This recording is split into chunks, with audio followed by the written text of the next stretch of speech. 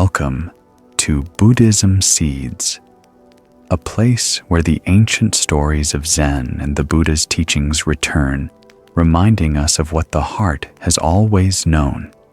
Peace is not found in the absence of waves, but in learning how to rest within them.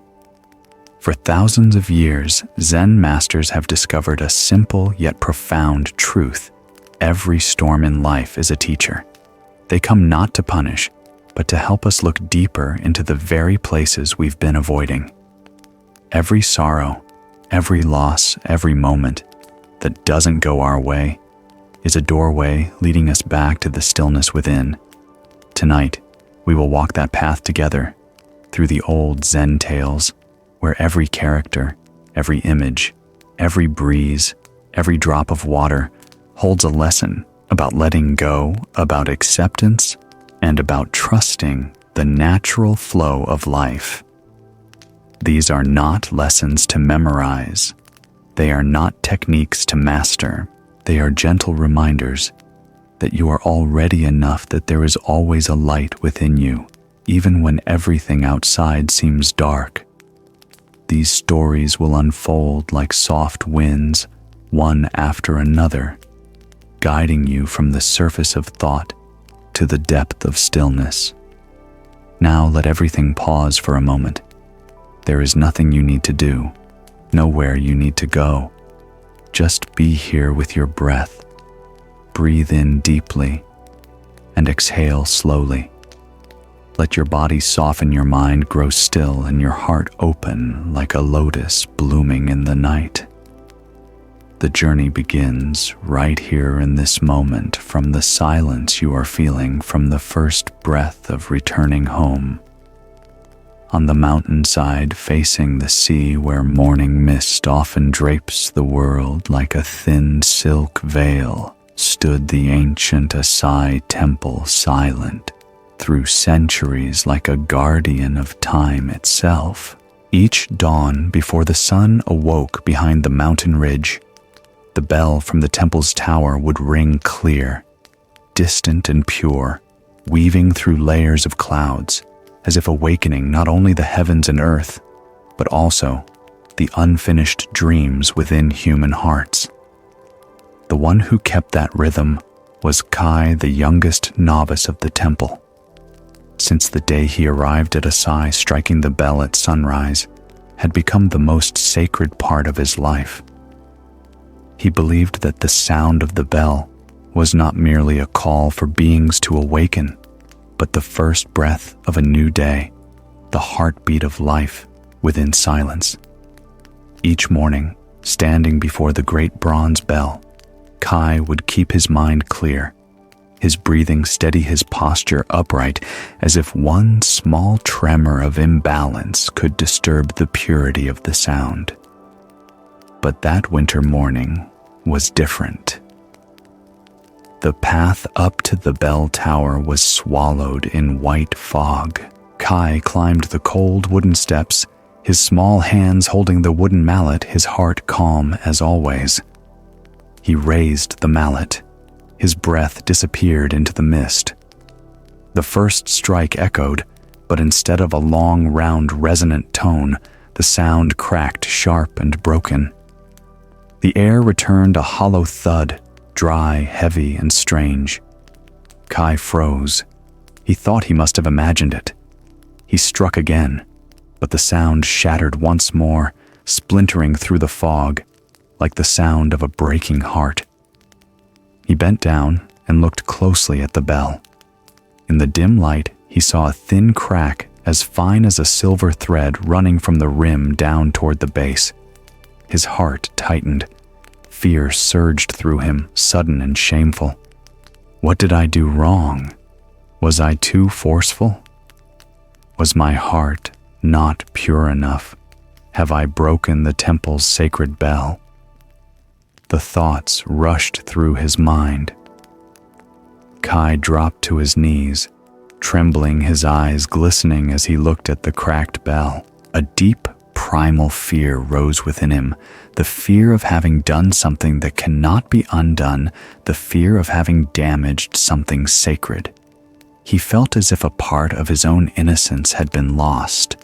Time seemed to stop. The wind from the sea still blew, the waves still struck the cliffs below, and far away birds called to one another from the pine trees.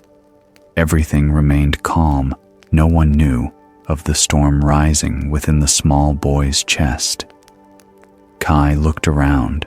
The fog was still thick, silent, and white, as if nothing had happened.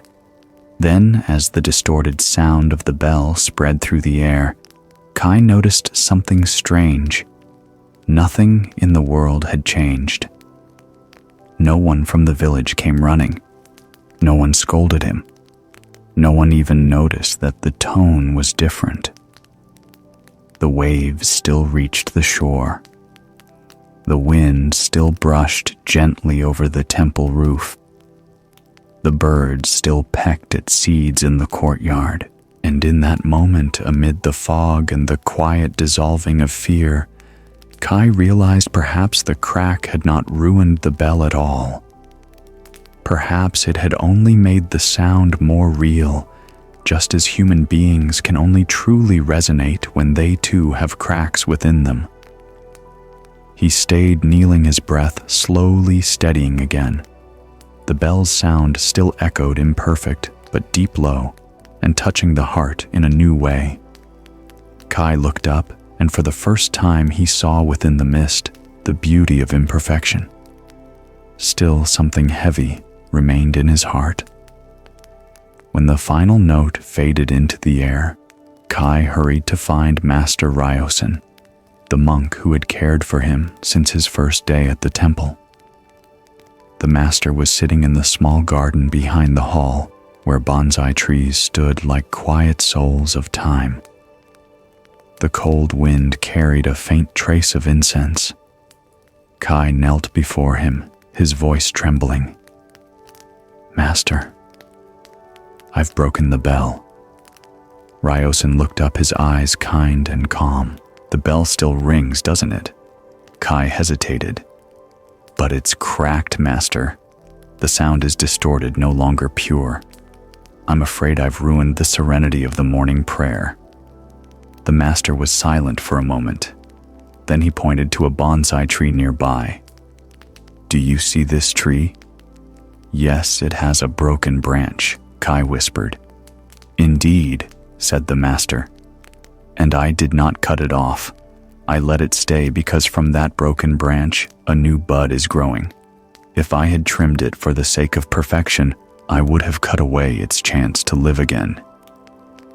Kai followed his gaze and saw from the rough scar of the branch, a small green shoot was sprouting, fragile yet steady like light emerging from a wound.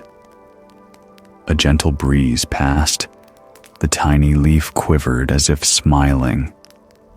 Ryosen placed his teacup down softly and said in a warm, steady voice, "A cracked bell still rings, Kai. Just like your heart, even when it breaks, it can still touch and awaken others. You think only perfection brings peace, but sometimes it is the crack that makes the sound genuine, earthy, deep, and truly felt." The words fell into Kai's heart like warm water upon cold stone. He was silent. He knew the master wasn't only speaking of the bell. He heard himself in those words, the boy who feared mistakes, who tried to be perfect, just to be accepted. He remembered the times he misread the sutras and bowed in shame, the mornings he punished himself by waking earlier to sweep the courtyard. He had always believed that only when flawless would he deserve to stay. But now in the quiet winter garden, the master's voice was like, "The wind cracks too are a kind of sound." And in that instant, something deep within Kai began to melt, like morning mist dissolving at sunrise. Master Ryosen rose and slowly walked toward the bell tower. Kai followed each step, echoing softly in the still air. When they reached the great bell, the master touched the crack gently. A faint sound arose low and tender like the breath of aged metal vibrating strangely weak, yet reaching deep into the bones. "Do you hear that vibration?" the master asked.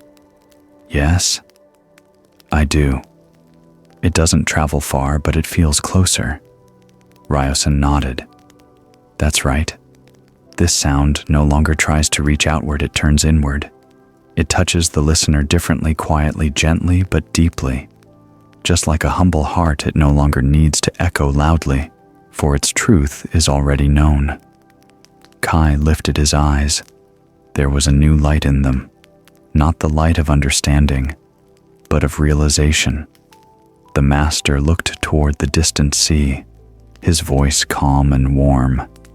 "Some people believe that the way means making everything flawless, without cracks, without mistakes. But the way is not about avoiding flaws. It's about seeing the light within them." The Buddha never taught us to become without fault. He taught us to see imperfection as part of the path. Kai remained silent. He looked at the bell at the very crack that had terrified him that morning. Now it no longer seemed ugly or shameful. Under the soft light of noon, the crack shimmered a silver line, revealing a truth he had never dared to see. The wind blew from the sea, carrying the salt of the waves.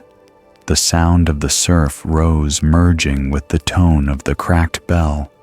Two voices, one of earth and sky, one of human hands, wove together into a haunting melody, both sorrowful and tender, so real that it slowed the heart. Ryosen smiled, his voice soft as the mist. "When you can listen to the bell in this way, you will also know how to listen to yourself." Kai stood there for a long time, silent. A new space opened within him, not because the bell had been repaired, but because he no longer feared that it was broken. And in that stillness, Kai understood sometimes it is precisely what is imperfect that teaches us how to return to wholeness. From that day on, Kai continued to ring the bell each morning as always. The crack remained untouched, but he no longer tried to make the sound perfect again. Instead, each time his hand met the cold bronze, he struck it with full presence, without expectation, without fear. Every sound, whether short, uneven, or deep, was an honest breath of the present moment. Some mornings the fog was so thick that the echo seemed to come from within his own chest. Some days, the sea wind carried the sound far away, until it faded into the horizon.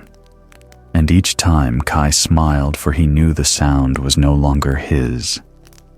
It belonged to the wind, to the waves, to those who listened. No one in the village ever learned that the bell was cracked.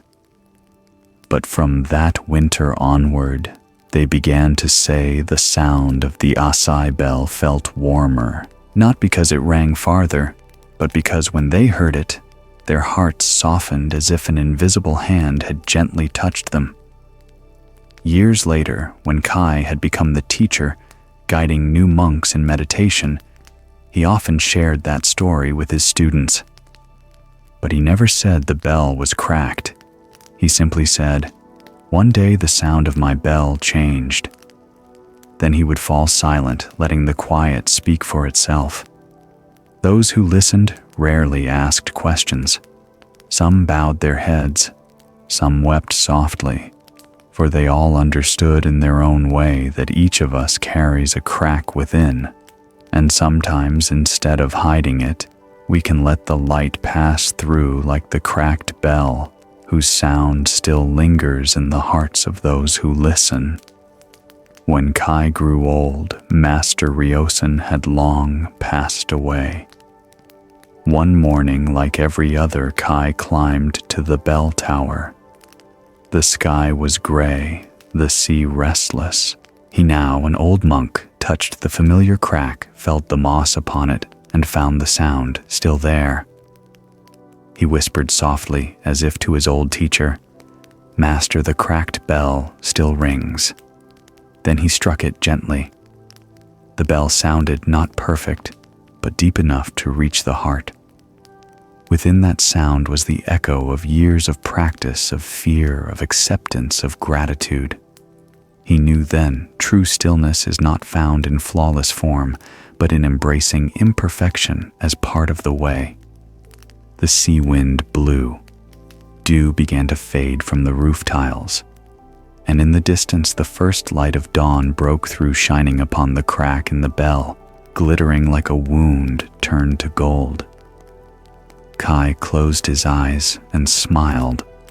The bell's sound faded into the wind, guiding its listeners back to the rhythm of their own breath, where every sound, every silence, every crack is part of peace itself. From that sound, another path began, the path of Masato the wheelmaker, a story of hands a circle and the quiet art of being fully present in every smallest act. Morning in the Shira Valley. The sun had just risen behind the mountains, its soft golden light filtering through the moss-covered thatched roofs of old wooden homes.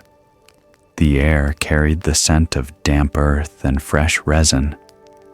Amid that quiet stillness came the steady rhythm of a hammer, a craftsman striking wood in time with the awakening day.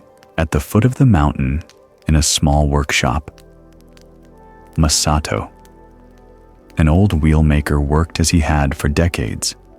No one knew exactly how old he was, only that his hands were calloused and firm, like the roots of an ancient tree, and his eyes were clear and calm, as if he had long understood the breathing of time itself. One morning, Isamu, a young monk from a nearby Zen temple, was sent to apprentice with him. Though diligent in his practice, Isamu had fallen into a state of restlessness that scriptures and meditation no longer eased. He sat chanted and tried to keep his mind still, yet the harder he tried, the more turbulent it became. Something inside him was trapped like water caught beneath a stone. One sleepless night, he went to the abbot and confessed, "I've practiced as the teachings say, but my heart remains unsettled. Why does the more I seek peace, the farther it drifts from me?" The abbot smiled gently. "Peace is not what you achieve. It is what remains when striving ends. Go to Masato. He does not preach, but every wheel he makes is as round as the mind of one awakened." The next morning, Isamu entered the woodshop. There were no statues, no incense, only sawdust swirling in sunlight and the fragrance of pine. Masato looked up, nodded, and said nothing. The sound of the hammer resumed slow, steady, like an unspoken sutra. Isamu stood listening between the breath of the wind and the rhythm of the tools, carrying a question in his heart. Could the way be found among rough blocks of wood? Masato said no greeting, no explanation. He simply placed a large, heavy log before him. "Sit here," he said. "Today I will teach you to listen to wood." Isamu hesitated, glancing between the log and Masato. "Do you mean to cut it?" Masato shook his head and smiled. "No, just listen." Inside the workshop, the sounds blended: the scrape of the plane against wood, the tapping of a chisel, the faint whistle of wind through an old window frame. Masato said nothing more. Each motion of his hand was slow, precise, and rhythmic, as if he was breathing with the wood itself. Isamu sat in silence the whole morning, watching the old craftsman work. There was no lecture, no explanation, only sound light and stillness interwoven. He noticed that Masato never hurried. Each time the chisel met the surface, he paused, listening. Sometimes he tilted his head, waiting for a faint crack, then continued. Every movement was deliberate, nothing wasted, nothing added. At noon, Masato set the log down and asked, "Did you hear anything?" Isamu thought for a moment. "Only the sound of planing," he replied. Masato smiled softly. "And I," he said, heard the wood breathing. The words stopped Isamu in his tracks, not because they were strange, but because the tone carried something true and deep, like a hand touching the stillest part of the heart. Masato simply said, "Come earlier tomorrow." The next morning, Isamu arrived while mist still blanketed the valley. Masato handed him a wheel frame half finished. "Hold this," he said, "and turn it slowly." Isamu obeyed. Light streamed through the window, casting rotating bands across the grain. As the wheel turned, he noticed each revolution was different. A ridge here, a scar there, a fine crack, and yet all turned around the same center. Masato watched him and spoke in a warm, even tone. "My work is not so different from meditation. When I plane wood, I do not rush, I do not aim for beauty. I am simply present with each stroke, each breath, each motion. When I am fully here, the wheel becomes round on its own." Isamu felt his heart ease. He could not fully grasp the meaning, but within that voice lay the peace he had been seeking for years, a peace born not from effort, but from presence. In that dusty golden light for the first time, Isamu felt that meditation was not bound to posture. It was alive in this simple rhythm of life, where every turn, every breath revolved around the still center within. Later that day, as the sun slanted through the window, Isamu finally asked, "Don't you ever get bored, Master? Doing the same thing every day? Planing, shaping wheels year after year?" Masato paused. A ray of sunlight fell on his hands, revealing the fine lines of age and sawdust. He looked out toward the swaying bamboo. "Boredom," he said slowly, "appears only when the mind wants to be elsewhere. When you are truly here in the scent of wood and the sound of your own breath, there is only life, never boredom." He lifted a nearly finished wheel, rested his palm upon it, and added, "Meditation is not in the sitting posture. It is in how you touch each moment. When you wash dishes, just wash. When you plane wood, just plane. When you breathe, just know you are breathing. Nothing more, nothing less." Isamu was silent. Those words flowed through him like cool water over years of strain. He remembered all the times he had tried to force peace, to silence thought to make his mind correct. And each time the effort itself had disturbed him. He had never truly been present. Even in meditation, his mind chased the result. Masato looked up, his eyes gentle, like the midday light on the wood. "Do you know why the wheel is round?" Isamu answered quickly, "Because the craftsman is skilled." Masato smiled and shook his head. "No, the wheel is round because the maker's heart is not crooked. When the mind hurries, the wheel bends. When the heart tires, the wheel breaks. But when the mind rests fully in the hands, the wood finds its own circle. The words resonated through Isamu like a distant temple bell in the still afternoon. He bowed his head, saying nothing, but something within him shifted. A wide quiet opened, where all striving ceased, and only the breath of the present remained. That evening, Masato handed him a new log, larger than before. This time he said softly, "You will work. Don't think about making it beautiful. Just listen to your hands." Isamu felt a tremor of fear. He had never been allowed to work alone. But he remembered Masato's words, "Be fully within the motion." He took a deep breath, set the blade upon the grain, and drew it slowly. The rough sound rose uneven course. He tried again and again until the shavings curled like ribbons light as breath. At first the lines were jagged, but soon Isamu began to feel the rhythm of the wood, a rhythm that could not be forced or rushed.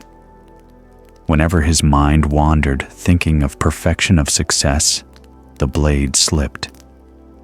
But when he returned to the breath, the tool glided smoothly, and the surface softened. Masato watched quietly from behind, nodding once as he saw the young man's face relax, no longer tense as before. In that space, only the sound of planing remained, wood breath and heartbeat becoming one. By sunset, the workshop glowed gold. Isamu set down the wood. It had become a small wheel, not perfect but steady. He gazed at it as if seeing himself anew, rough in places yet real, uneven yet breathing. Masato approached, rested his hand on the wheel, and said gently, "Every wheel is a circle of the mind. When your heart is round, everything moves in harmony.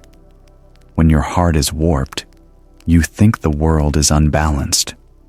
But in truth, it is only you who have not yet stood still." Isamu froze. No explanation was needed.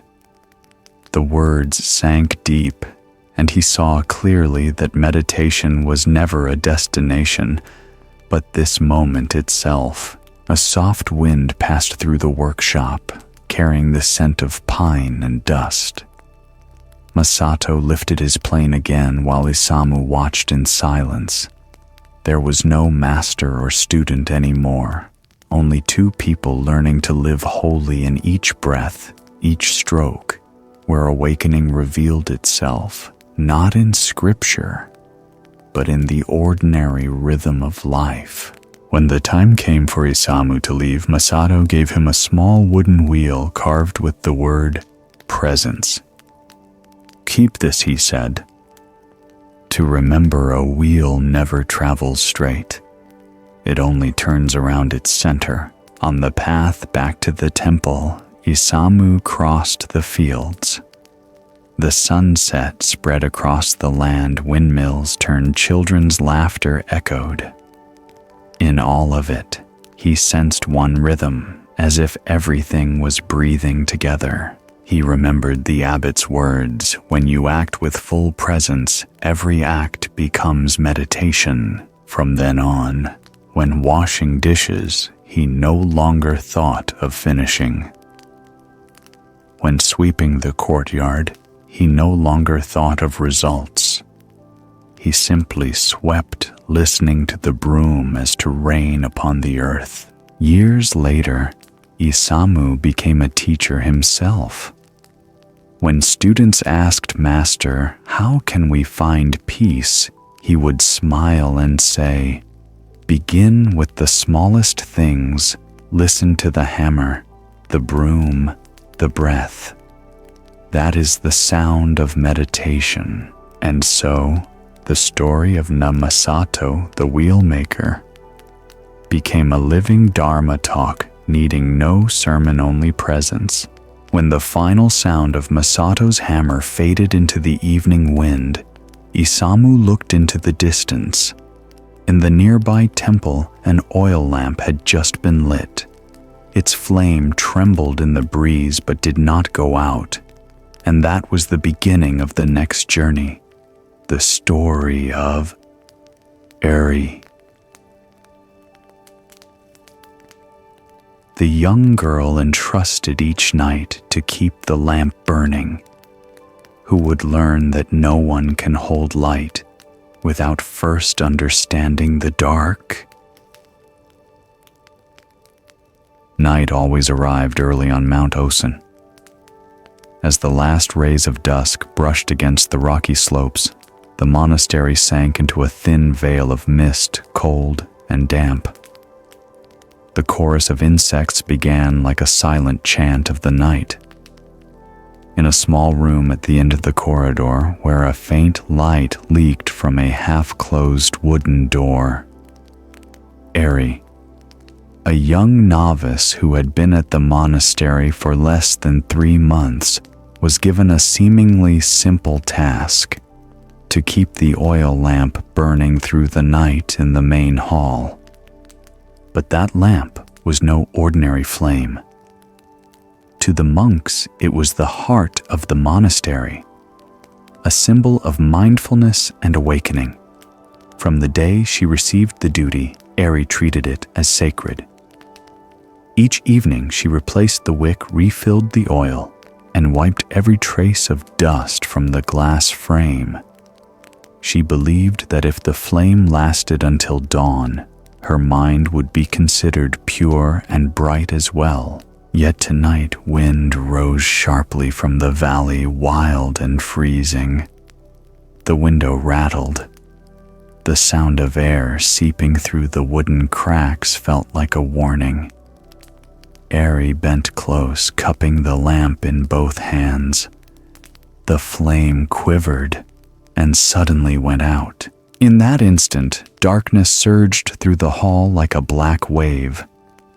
The Buddha statue faded into the pale moonlight outside. Panicked, Eri struck her flint, her hands trembling.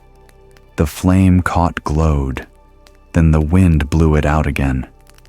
She tried everything, shielding it with her body, a cloth, even her sleeve. Yet the harder she tried, the weaker the flame became. Sweat beaded on her skin. Her heartbeat quickened. In the thick darkness, she felt swallowed whole. Each breath grew heavier. If I can't keep the light alive, she thought, how can I keep my mind awake? Fear rose like a tide. After the 5th attempt failed, Eri collapsed onto the cold floor. Outside, the wind howled across the tiles, leaves brushing against each other like the sighs of the night. She held the extinguished lamp to her chest, unable to move. The feeling of failure spread through her, not only for losing a flame, but for believing she had lost her mindfulness and clarity. In that darkness, only the wind and her tired breath remained. Yet something subtle began to happen. Without her noticing, when she finally stopped, struggling, stopped, trying to hold the light moonlight, quietly filtered through the doorframe, falling upon the extinguished lamp. And for a brief moment, Eri realized some things shine only when we stop trying to hold them. The door creaked open. A soft light spilled in from the hallway, and Master Hogan. The old abbot stepped inside. In his hand was a steaming bowl of tea. Seeing Eri kneeling in the dark, her eyes wide with fear, he asked gently, "Where is the lamp?" Eri bowed her head, voice shaking. "The wind was too strong, Master. I tried everything, but it kept going out. I must have done something wrong, The master placed the bowl beside the cool lamp. Steam rose, catching the moonlight that shimmered across his calm face. He looked at her and said softly, "You have done nothing wrong. The wind is only doing its duty. The flame, too, fulfills its nature. And you?" He paused, his voice as light as the wind. "What are you learning to see in this darkness?" Ari looked up confused. "But if I can't keep the light burning, haven't I failed?" Hogan smiled.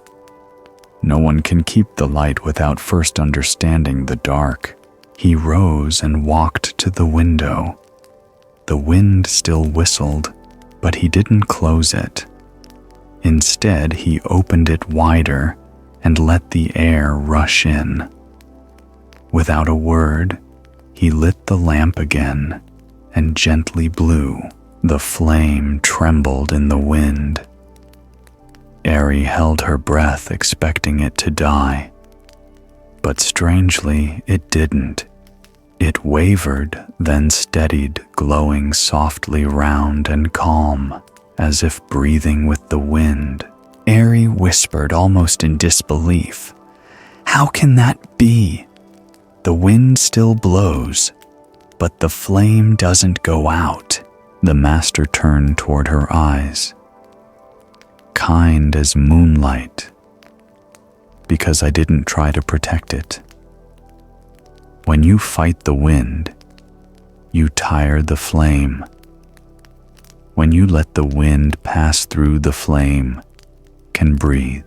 His words left her silent for a long time. Amid the wind and the trembling light, Ari suddenly understood.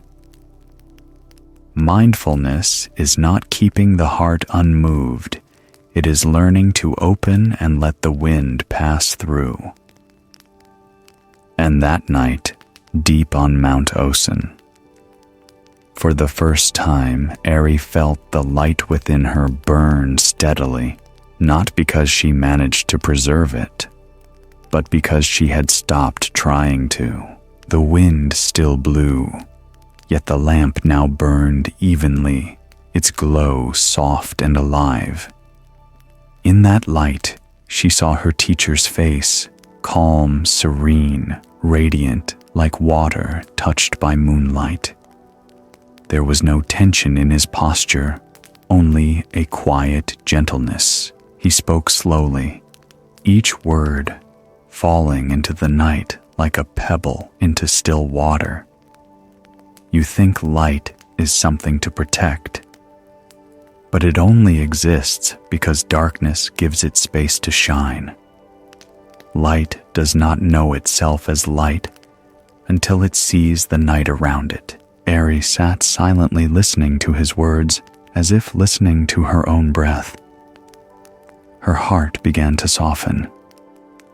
Since arriving at the monastery, she had always tried to do everything perfectly to reach absolute stillness to overcome fear and weakness.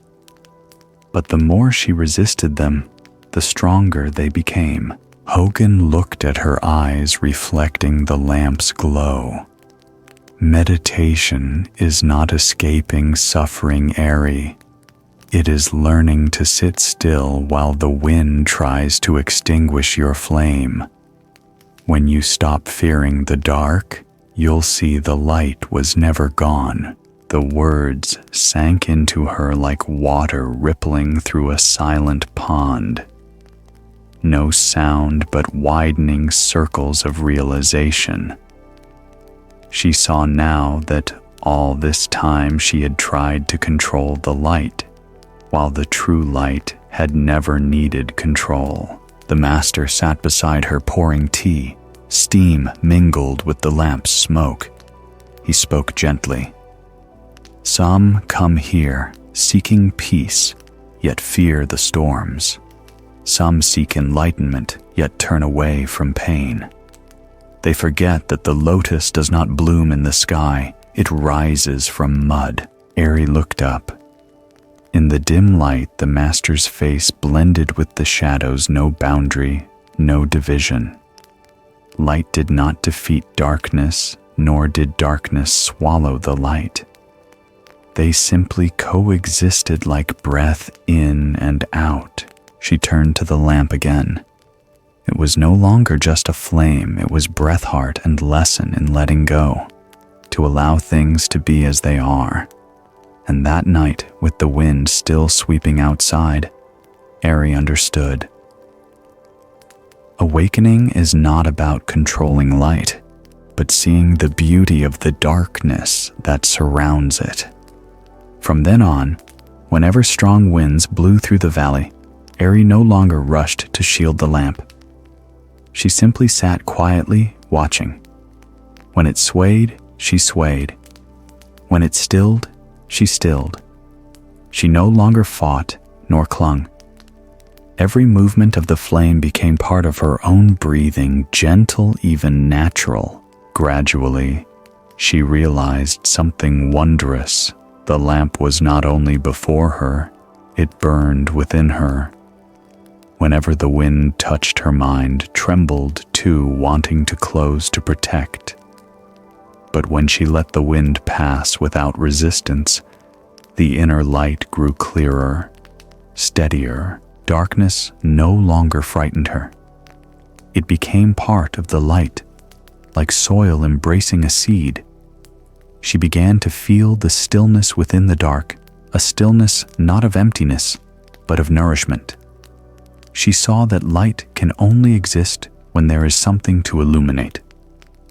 And darkness is what allows light to know itself. One morning, as the mountain breeze lingered, Master Hogan asked, "Did the wind come last night?" Ari smiled, her eyes bright. "Yes, Master, but I'm no longer afraid." "Why not?" "Because I've learned," she said softly, "the wind only teaches the flame how to breathe." Hogan nodded, his gaze gentle as morning mist. From then on, Ari became more serene. She no longer sought perfection. When a plant wilted, she changed its water without fear of its dying. When she misread a sutra, she smiled and read again. When someone hurt her, she listened instead of reacting. She no longer feared others' shadows nor denied her own. She understood no light burns forever, but when the heart is bright, even darkness becomes a companion. And in every gust of wind, she no longer tried to guard the flame, she simply let it breathe, as she breathed with life itself. Years later, when Ari became caretaker of the monastery, she kept the habit of lighting the lamp each night. But now, she did it not to protect the flame, but to remind herself. The light, like the mind, needs no guarding, only understanding. One stormy evening, a weary traveler sought shelter at the mountain gate. When he entered the courtyard, he saw Ari sitting beneath the porch, the lamp flickering in the wind, but never going out. "How can you keep it burning in such a storm?" he asked.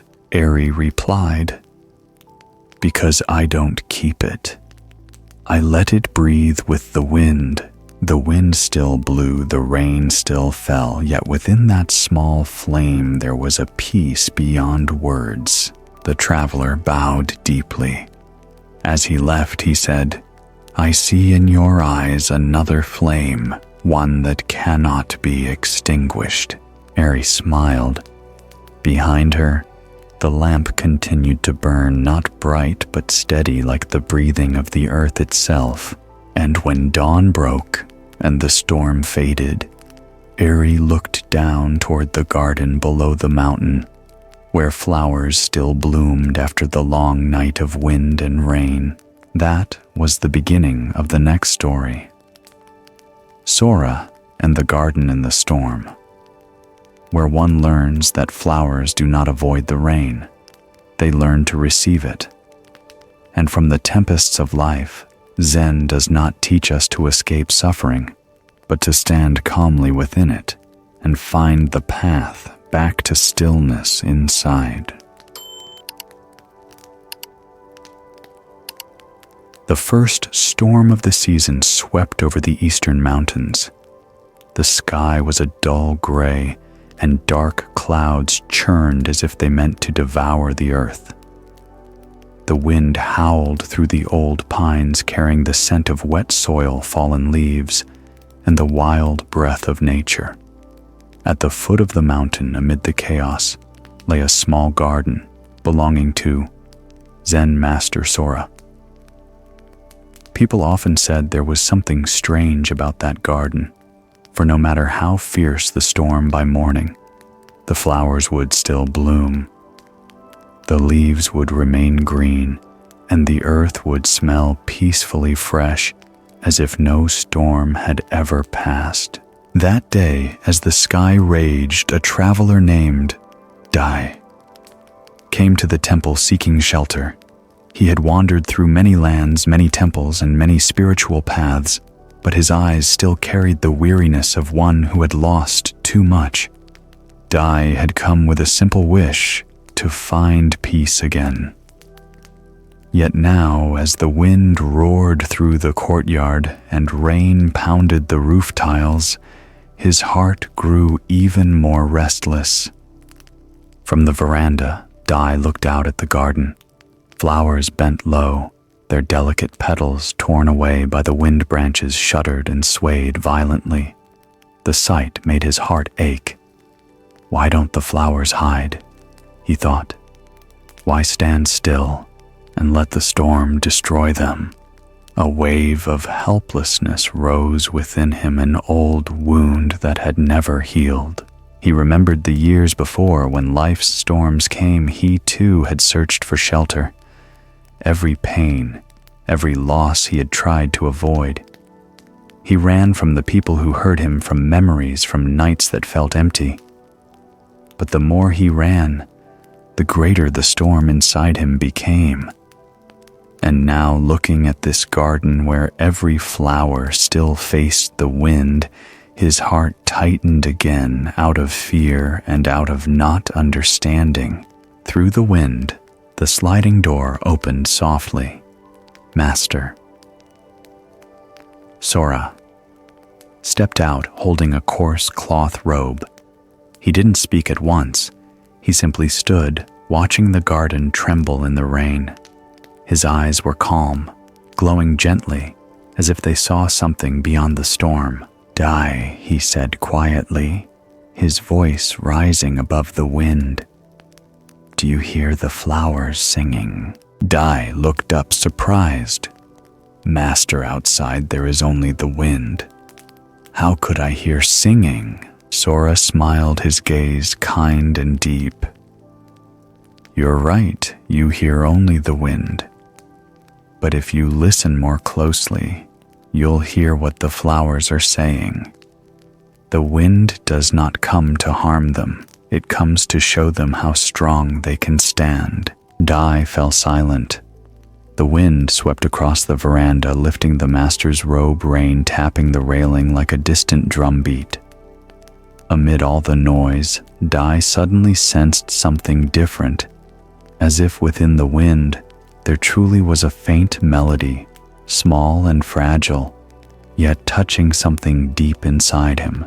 For the first time, Dai no longer wanted to shut the storm out. He simply sat still and listened. And within the wild music of the mountains, he realized, flowers do not sing to silence the storm. They sing to remind us that peace is not the absence of wind, but the art of singing within it. Sora gestured for him to follow. Together they stepped into the garden. The rain fell harder now, drops splashing on the leaves and soaking the ground. Flowers swayed, some petals torn apart, yet the stems stood firm, their roots anchored deep in the soil. Sora walked slowly through the rain. His robe was drenched, but he did not cover himself. Master Dai said anxiously, "Why don't you go inside? The rain is heavy, you'll catch a chill." Sora stopped, lifted his face to the dim sky, and said in a warm, steady tone, "If I run from the rain out of fear of getting wet, how could I ever understand it?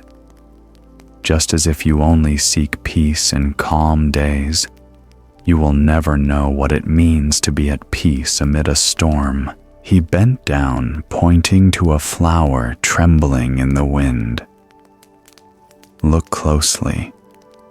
It neither hides nor resists. It simply receives. A flower does not avoid the rain, it learns to stand still within it." Dai watched carefully. The petals were no longer perfect. Some had fallen, others darkened by water, yet what remained shone brightly through the gray curtain of rain. Drops gathered on the leaves, reflecting faint light, as though the storm itself was helping the flower shine in another way. Sora sat down, gently turning a fallen petal in his hand. His voice grew low. "The way is not apart from suffering. Everyone seeks happiness, but they forget that flowers bloom, not only because of sunlight, but also because of rain. People are the same. No one grows through peace alone." Dai bowed his head. The steady sound of rain echoed like a heartbeat against the earth. The master's words seeped into him like water through old cracks, warm yet piercing. He realized how all these years he had practiced only to escape pain, to guard his heart from hurt, to hide from the storm within. Sora looked at him, his eyes gentle yet sharp, like wind through bamboo. "Meditation," he said, "is not about standing still before the storm die. It is about walking through it without losing yourself." In that moment, Dai said nothing. He simply watched the rain and listened to the wind through the garden, and understood perhaps peace was never the place without storms, but the heart no longer afraid of them. The rain grew heavier. Water streamed down the mountain slopes, flowing between stones and over paths. The sound of rain striking tiles and earth merged with the wind into a strange symphony, not harsh, but rhythmic in its own way. Sora stood quietly in the downpour, his robe heavy with water. He watched the small streams gather around tree roots, joining together and soaking into the ground. "Do you see, Dai?" he said, his tone low and warm. "Rain falls, wind blows, earth absorbs, all is continuation. The storm doesn't come to destroy, but to restore balance. Just like our own bodies, pain arises to heal." Dai watched silently. In the midst of the storm, he began to notice something miraculous. No tree had fallen. Bamboo bent low with the wind, but rose again. Weeds lay flat in the mud, then lifted their heads once the gusts eased. The scene became a living lesson in endurance and adaptation. Sora smiled. His eyes glimmered like lightning reflected afar. In people, too, suffering doesn't come to punish. It comes to soften. When your heart hardens, it breaks.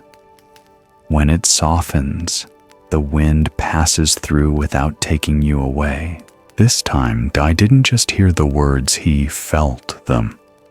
The chill of the rain, the heaviness of air, the breathing of the earth, all blended into one pulse of life. He realized that every breath, every raindrop, every gust across his face was the same living rhythm. For the first time, he no longer feared the thunder. He listened to it instead, as part of himself, fierce yet true, distant yet intimate. And within the chaos, he sensed a stillness opening inside. Sora spoke softly, his tone like wind after the storm. Humans always wish the storm would end, that pain would disappear. But when you are truly present within the storm, you see nothing needs to end. The storm is life itself. Pain is also the path. Dai closed his eyes and let the rain fall upon his face. Amid the roaring sound, his heart grew quiet. The storm had not passed, but inside him, a clear sky had already begun to form, calm, bright, and fearless. After that day, Dai stayed at the temple for several more days. Each morning he joined Sora in the garden. When the sky was clear, he gently picked fallen petals as if lifting a breath. When the rain returned, he didn't rush for shelter. He sat still on the stone steps, watching each drop fall onto leaves and vanish into the earth. Everything slowed down, became simple, and within each small moment, he felt truly alive. One morning, as dew lingered on the bamboo leaves, Sora asked, "What do you see in the garden today?" Dai looked up and replied steadily, "I see flowers bloom, then fade. I see the wind arrive, then leave. But strangely, the earth remains." Sora nodded, eyes shining as if hearing a familiar sutra. Yes, the earth neither resents the rain nor longs for the sun. It simply is. That is the mind of one who practices. When you no longer want life to be other than it is, your heart becomes the earth, steadfast, receptive, unafraid of change. Tears welled in Dai's eyes, mixing with the morning mist. All his life, he had resisted against others, against life, against himself. He thought he had been practicing the way, but he had only clung to what was comfortable. From that day, he began to see everything with new eyes. When anger arose, he didn't suppress it, he breathed with it. When sadness came, he didn't run. He sat and listened.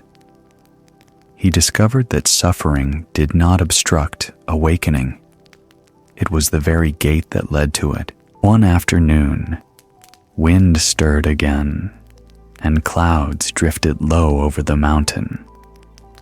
Sora stood on the porch, holding a cup of tea, watching the garden sway. He asked, "Do you see the storm coming, Dai?" Dai smiled softly. "Yes, Master, but I think perhaps the flowers are waiting for it." Sora laughed, a gentle laugh like rain falling on leaves. "Indeed, for every storm is a friend come to remind the flowers that they are still alive." And in that moment, Dai understood.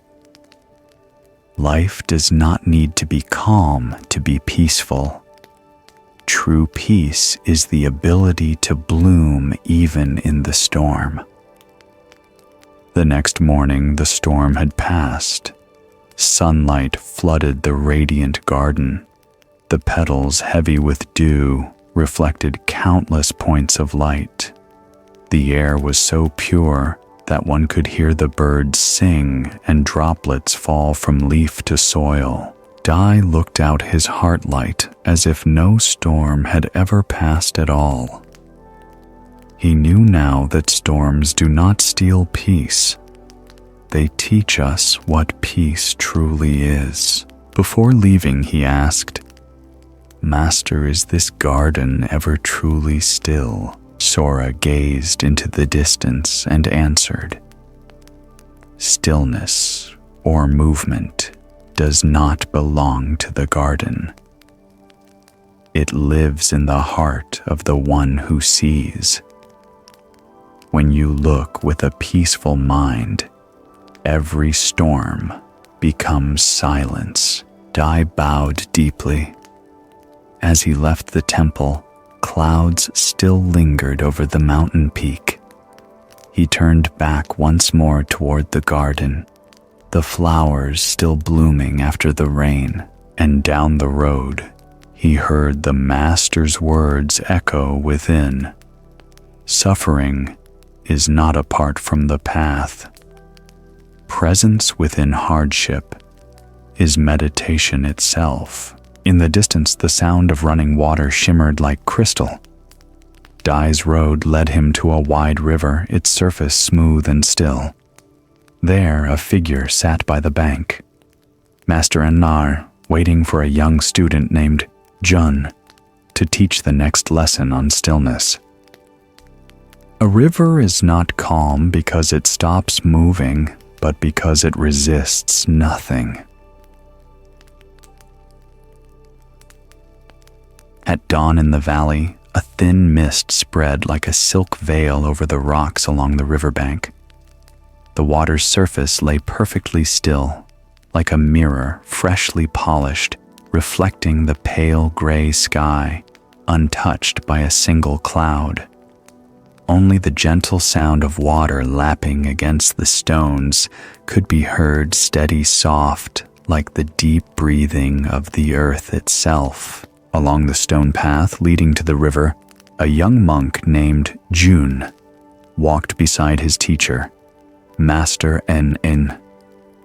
The master's steps were calm and measured, while Jun's were hesitant, burdened by something unspoken.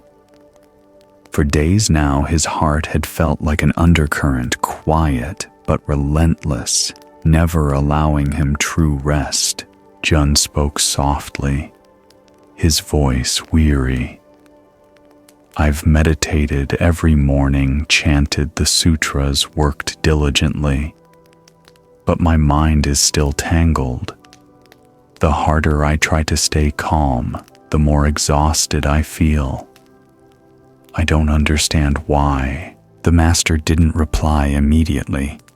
He simply kept walking, his hands folded within his sleeves, eyes resting on the mist rising from the river. His presence seemed to dissolve into the landscape, no longer separate from nature itself. The water at his feet reflected his face so still that Jun couldn't tell which was real and which was reflection. Jun looked at him, his confusion deepening.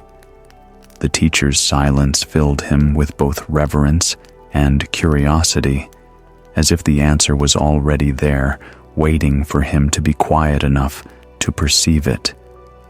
He lowered his gaze, listening to the rhythm of their footsteps mingling with the sound of water.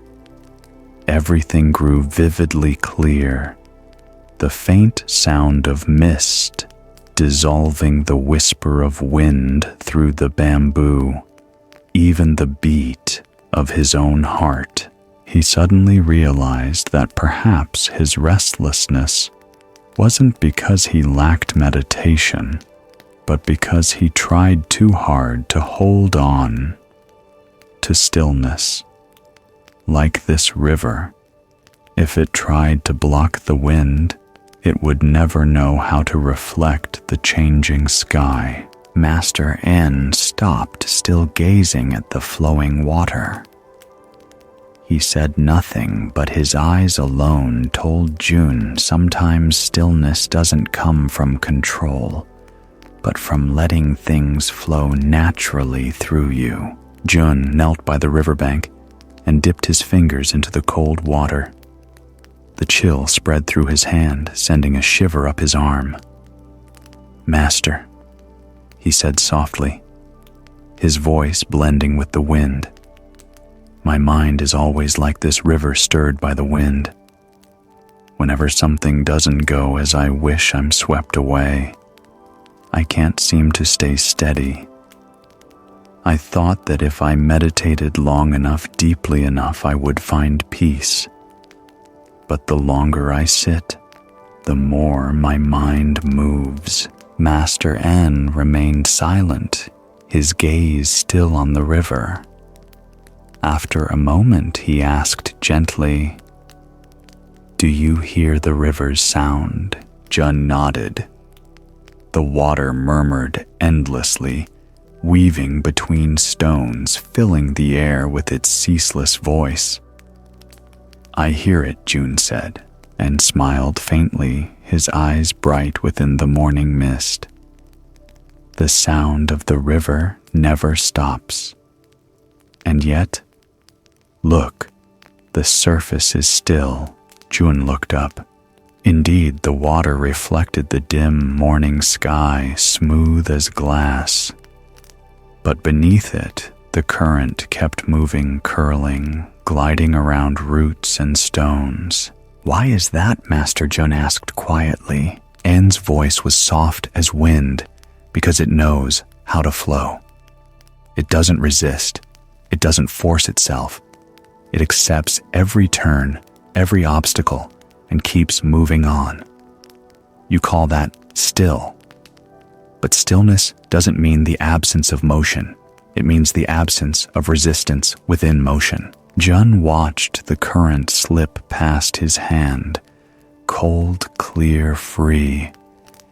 And in that moment, he understood what he had been seeking all along was not the calm of a lake, but the serenity of a river, always moving, yet never losing itself. Master N sat down by the bank, picking up a yellow leaf that had just fallen. He turned it gently in his palm, then released it into the stream. The leaf floated away, silent, weightless, offering no resistance, simply allowing the water to guide it. "Do you see the leaf?" the master asked. Jun nodded, watching it drift lazily around a bend. "Yes, master." Ian smiled, his voice deep and gentle like a distant bell. "It doesn't control the current, nor does it fear being carried away. It lets the water take it, and because of that, it always ends up exactly where it needs to be." Jun fell silent. All his years of disciplined practice suddenly felt far away. He had believed stillness could only be achieved through control, keeping the body straight, the breath, even the mind unmoving. But that leaf so simple and free was teaching him a lesson greater than all his years of effort. The master continued, eyes still following the current. "You force your mind to be still, as if you could make the river stop flowing. But if the river stops, it dies. And if you force your mind to stop moving, you lose the life within you. True stillness is not about standing still. It's about ceasing to resist the truth of what flows." Jun looked around. The sound of water now seemed different, like a sutra whispered by the earth itself. The wind stirred the branches by the river, their shadows shimmering softly on the surface. No resistance, no fear, only presence and release. In that moment, Jun realized the leaf was not drifting aimlessly. It was simply trusting the river. And perhaps that was what inner peace truly meant, to trust the flow. Master N bent down, picked up a small pebble and tossed it gently into the water. A soft plop echoed, and ripples spread outward, overlapping, touching, then fading away. "Do you see, Jun?" the master said, his tone warm as a bell's resonance. "When the mind reacts, it's like this pebble. Every thought, every desire, every resistance, it's another stone thrown into the water. We think others disturb us, but it is we who cast the pebble." Jun watched the ripples dissolve, and a strange stillness filled his chest. Then, how can the water become clear again? Master N smiled. Stop throwing stones. Just watch. When you observe without interfering, the water clears by itself. When you stop struggling with yourself, the mind settles on its own. Stillness is not something you achieve. It is what you already are. The words drifted through the air, gentle yet penetrating. Jun felt warmth spread through his chest, dissolving into his breath. He looked at the river. No more ripples, only the pure reflection of the sky. He understood now his suffering wasn't because life was too turbulent, but because he had tried too hard to stand still. In that surrender, he finally felt a quiet that came not from effort, but from complete acceptance. By the river, Master N sat motionless, his brown robe swaying lightly in the breeze. The river kept flowing silent, deep, like the breath of the universe itself, never stopping yet, never disturbed. Jun sat beside him, saying nothing. Time seemed to dissolve. They sat for a long while, only the sound of water meeting stone and dry leaves falling softly. The river flowed on, and the yellow leaf drifted out of sight. Jun closed his eyes, listening to everything, the wind, the water, and the rhythm of his own heart blending with the breath of the earth. For the first time, he didn't try to keep. His mind still didn't strive to quiet or remove thoughts. He simply let them pass like water, without force, without fear. And in that letting go, everything became clear in the simplest, most natural way. Master N spoke again, his voice merging with the sound of the stream. Meditation is not forcing the mind to be silent. It is ceasing to fight what already is. Like the river, the more it resists, the murkier it gets. The more it flows, the clearer it becomes. Jun opened his eyes. The river shimmered in the morning light, sparkling like countless mirrors. He bowed deeply. In that moment, he felt the peace he had sought for years, not an outer stillness, but a quiet within each breath. He no longer wished to change the flow, because he finally saw that it had never been wrong. And perhaps the mind too had never truly lost its way. It had only been too busy stirring its own waves. Master N stood and smiled gently. When you understand this, he said, you'll see that every movement in life, anger, fear, loss, is just part of the current. You are not the current, Jun. You are the one who sees. The water kept flowing. Jun looked up. His eyes reflected the river's surface, calm, deep, and infinitely clear. As evening fell, sunlight spread across the river, like a golden mirror catching the last glimmers of the day. Jun glanced back at the place they had sat, just an ordinary stretch of riverbank. No Buddha statue, no bells, and yet in his heart, it had become a temple unseen, where every ripple was a Dharma teaching, and every breeze was the breath of meditation. On the walk back to the monastery, Jun said nothing, but his steps felt lighter, his breath deeper. Every gust of wind against his face felt like a gentle reminder. Stillness doesn't need to be created. It only needs to be allowed. From that day on, Jun no longer tried to sit in stillness. He simply sat, like a river flows, like a leaf drifts. When thoughts arose, he didn't suppress them. He observed. When the mind stirred, he smiled, understanding. Movement is also part of stillness. The river outside continued to flow, but this time when Jun heard its sound, he no longer heard water. He heard himself. Quiet fluid, unbound yet never lost.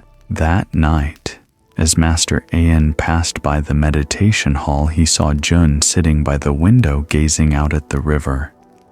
Not in rigid posture, not with eyes tightly shut, just sitting there natural and still like the flowing water beyond. Moonlight slanted across the roof, casting a gentle glow on Jun's face. Peaceful, serene, the master whispered softly to himself, because he no longer resists.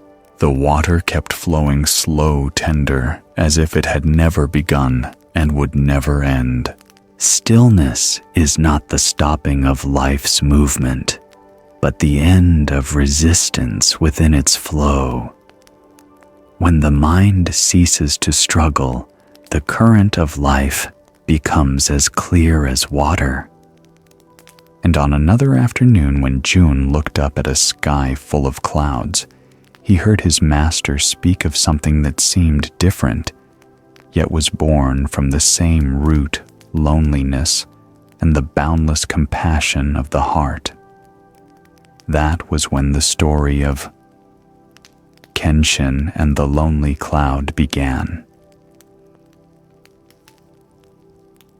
That afternoon, clouds covered the mountain peaks behind the monastery. The faint light filtered through the thick sky, casting streaks of silver across the rock garden. In the courtyard, Tomoaya sat beneath the veranda, his eyes fixed on the sky, turning pale gray. His heart felt as heavy as the color above, vast yet painfully empty. He spoke softly, his voice filled with quiet sorrow. Master, I don't understand why the more I meditate, the lonelier I feel. It's as if the world keeps moving, and I'm the only one left standing still, lost somewhere in between. Master Kenshin remained silent for a long time. He didn't look at his disciple, but instead gazed upward at the slow-moving clouds. Then he asked gently, "Do you see the clouds?" "Yes, Master." "Where are they going?" Tomoaya hesitated. "I don't know." The master smiled faintly. "Exactly. The clouds don't know either. They drift, dissolve, gather again without a destination, without departure.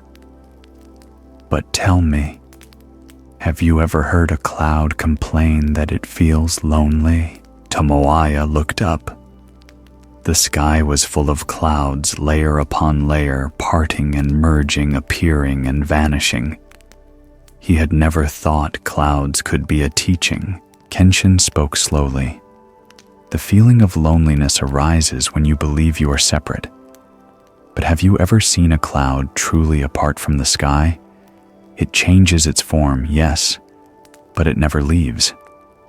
Your mind is the same. Because you believe yourself to be isolated, you feel lost. When you sit long enough in stillness, you will see you are not outside the world, you are part of it, just as the clouds are part of the sky. In that moment, Tomoaya fell silent. His loneliness seemed to dissolve along with the drifting clouds above.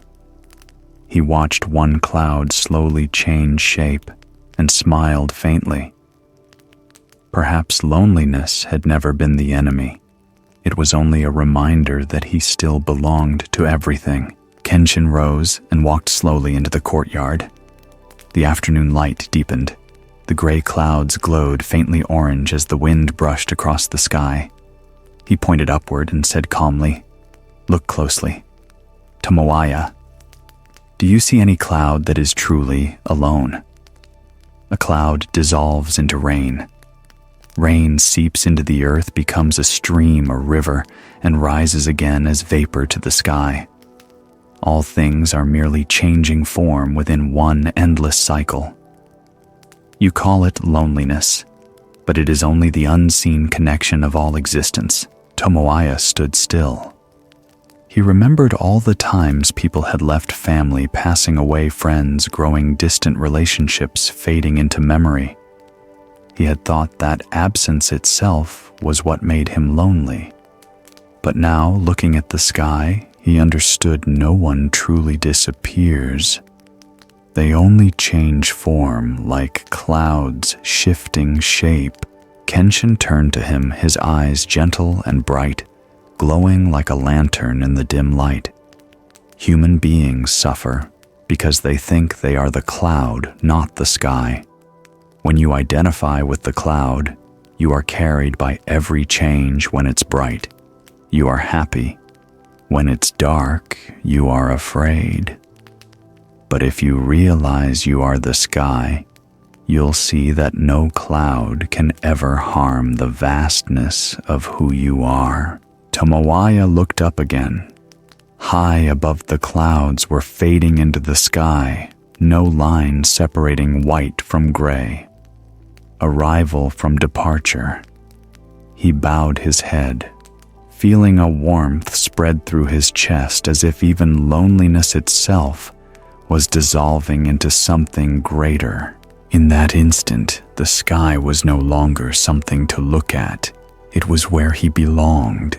Tomoaya lowered his voice, almost speaking to himself. Master, even so I still feel empty. When everything passes, the silence left behind feels so vast, like there's nothing in it at all. Kenshin smiled, his eyes still on the open sky. The emptiness you feel is the sky's nature. It is not the absence of life, but the space that allows all things to exist. Without emptiness, where would the clouds go? Without space, how could movement, life, and joy even appear? He bent down, picked up a fallen leaf, and placed it on his palm. Look at this leaf. It was once green, bathed in sunlight, dancing in the wind. Now it has fallen to the ground, but it hasn't vanished. It continues another journey, becoming soil nourishing new life. Loneliness arises when we only see what has fallen and forget the part that continues. Tomoaya gazed at the leaf, his eyes growing wet. In that instant, he realized loneliness is not a wound, but an open space where something new is born. Kenshin spoke softly, his voice like wind passing through pine branches. It's the same with clouds, Tomoaya. When a cloud believes it is separate from the sky, it feels lost. But when it remembers it has always been the sky, there is nowhere left to be lonely. Tomoaya closed his eyes. In the stillness, he could hear the wind move through the air, gentle, boundless. And for the first time, he no longer tried to fill the emptiness inside him, because he understood that emptiness was what held everything. They sat together in silence for a long time. The wind rustled the trees, carrying the scent of damp earth. Clouds drifted slowly, steady, unhurried. In that stillness, Kenshin said quietly, "Try meditating like the sky, Tomoaya, not like the clouds. Do not chase thoughts away, and do not cling to feelings. Let them pass through like clouds across the sky. You don't need to follow or to hold. When your mind stops chasing every cloud of emotion, you'll realize the sky within you has never moved." Tomoaya nodded and closed his eyes. With each deep breath, he felt his heart expand, borderless. Thoughts, emotions, memories all became clouds drifting across an infinite sky. He was no longer the observer. He was the sky, still vast and all-embracing. The feeling of loneliness dissolved, not because someone came, but because there was no longer a someone apart from everything else. In that moment, Tomoaya felt he was no longer standing outside of life, he was life itself, like air within breath, like light passing through leaves. When he opened his eyes, the clouds were still there, but instead of seeing a gloomy sky, he saw life unfolding in silence, dark clouds drifting, dissolving, white ones forming, sunlight breaking through, water rising and falling as rain. Everything continued beautiful, complete, for nothing lasted forever, and nothing was ever truly lost. Kenshin looked at him and smiled. In Tomoya's eyes, the sky was clear again, not because there were no clouds, but because he had learned to let them pass. As twilight descended, the last light of day touched Kenshin's face, casting a golden glow like fading fire. He gazed into the distance where streaks of red cloud slowly melted into the coming night and said softly, "You see, Tomoaya, the clouds go, but the sky remains. People come, then leave. Love arises, then fades.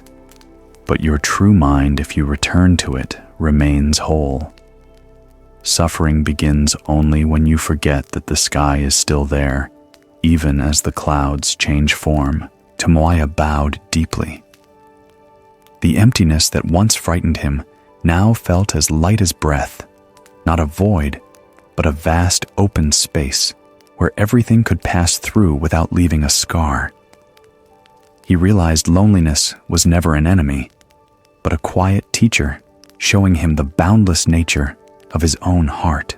When night fell, the moon rose floating among the clouds, soft and luminous. Its light spread across the rock garden, casting stillness over both teacher and student. Kenshin closed his eyes and whispered, "A cloud does not see itself as lonely. It simply is." Tomoaya listened and smiled.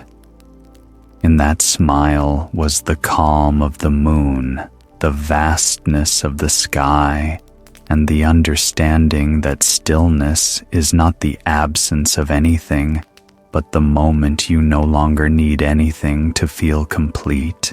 Loneliness is not real. It arises only when we forget that our heart is as spacious as the sky. When we remember that we are not the drifting clouds of emotion, but the silent space that holds them all, we are never alone. The next morning, as the sun rose, the soft sound of a broom swept across the temple courtyard. Renai, a young novice, was gently wiping the thin layer of dust from the altar. Each morning, he did this carefully, as if touching the very heart of himself. But today, when he saw the dust still clinging despite his effort, he sighed quietly.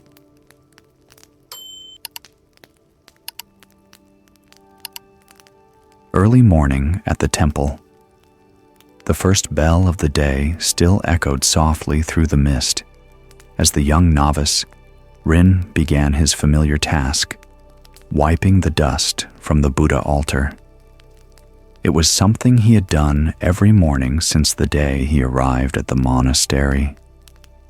His small hands moved carefully, gently, yet inside he felt a quiet weariness, like the fine layer of dust that never seemed to disappear, no matter how often he cleaned. Every day was the same. Wiping the altar, sweeping the courtyard, lighting incense, cleaning the meditation hall, and the next day, doing it all again. He would clean today only for dust to return tomorrow. Sweep the courtyard only for the wind to scatter fallen leaves once more.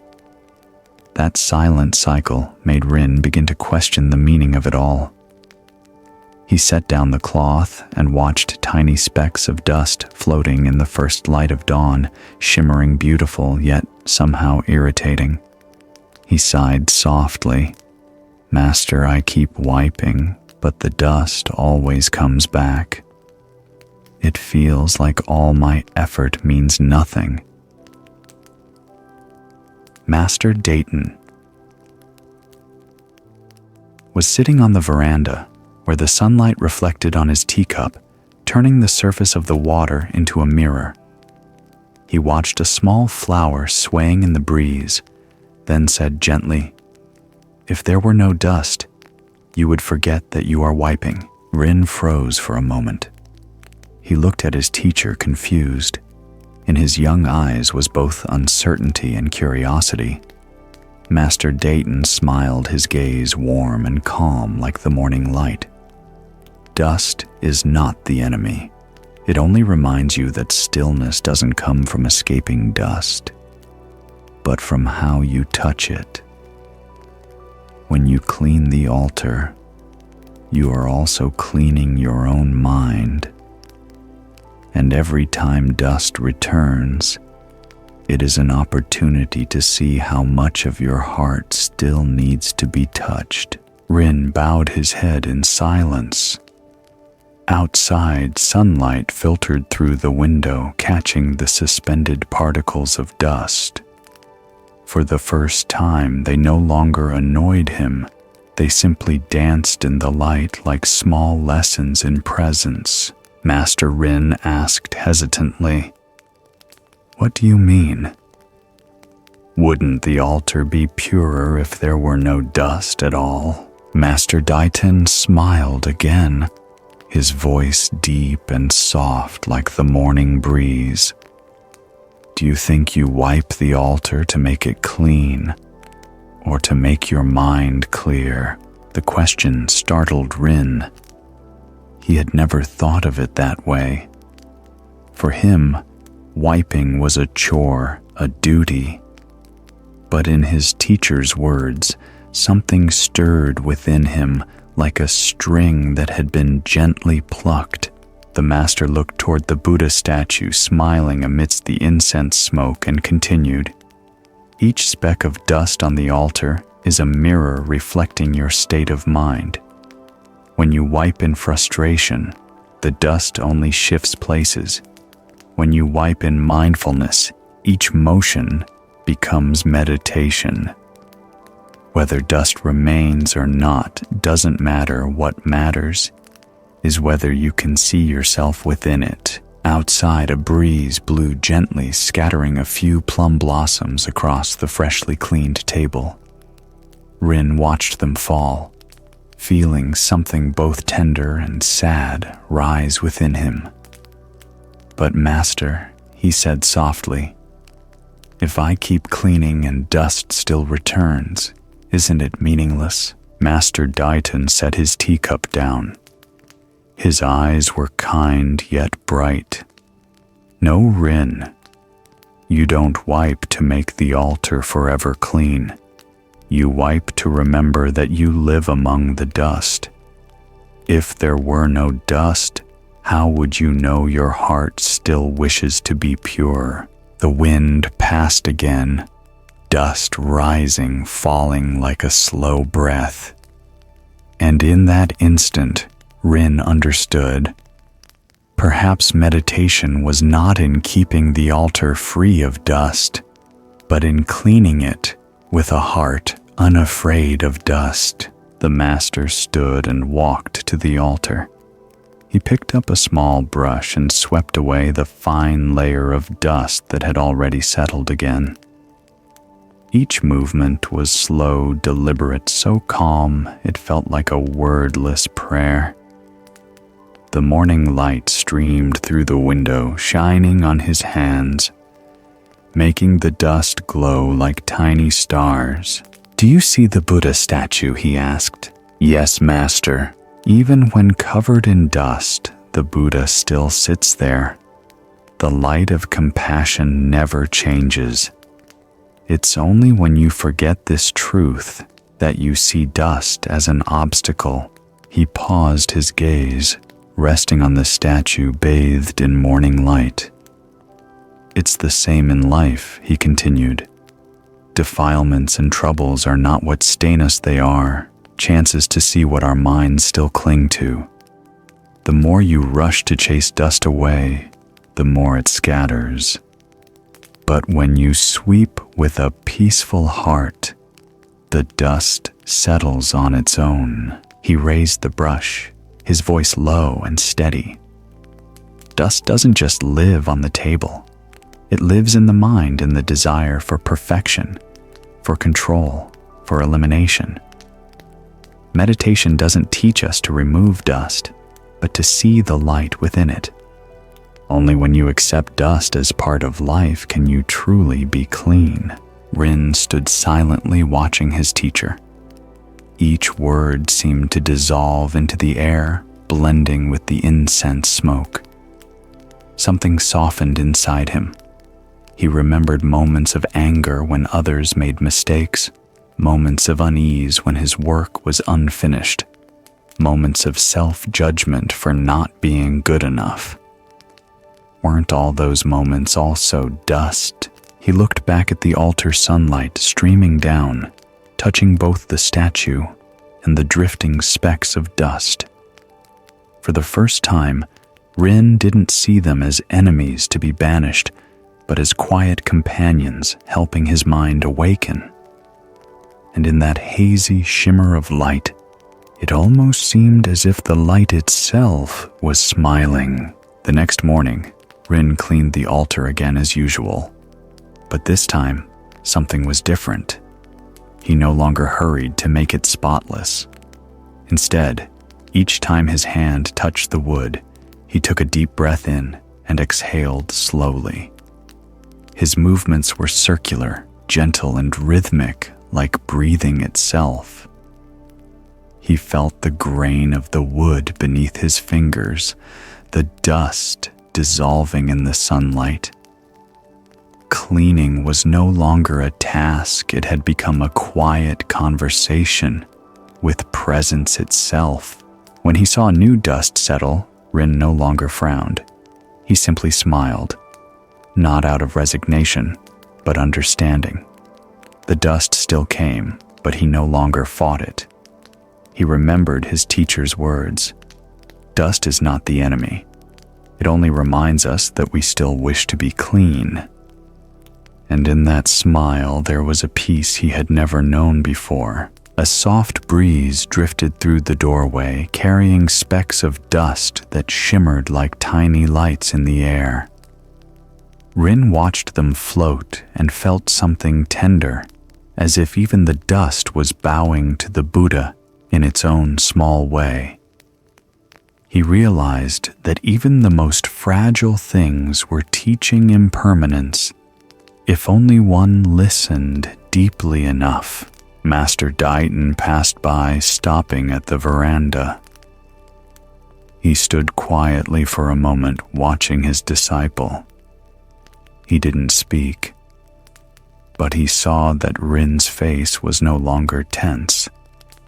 His eyes were brighter, lighter, and every motion of his hand seemed to touch his own breath. The master smiled, his voice soft as wind through leaves. You see, when the heart is clear, even dust becomes light. Dust never came to hide the Buddha.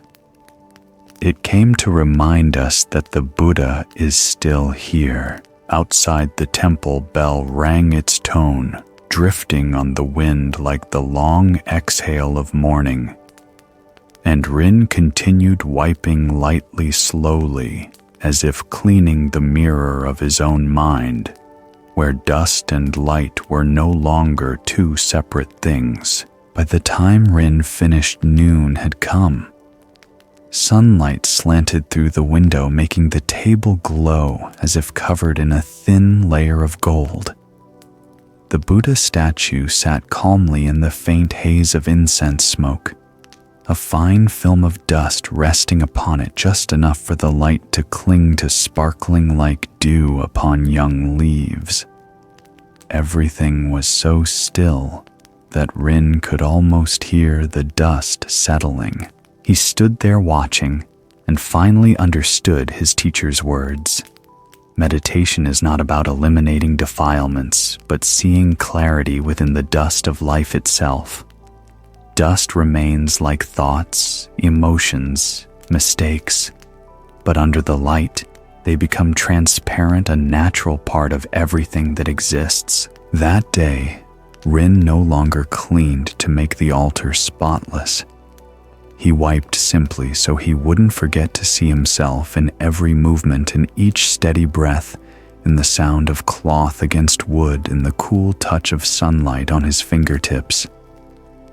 Cleaning had become no longer an act, but a silent prayer, a wordless dialogue between him and his own heart. Master Dighton sat quietly on the veranda watching his student. He said nothing, only smiled, and in that smile was a gentle faith, as light as the wind.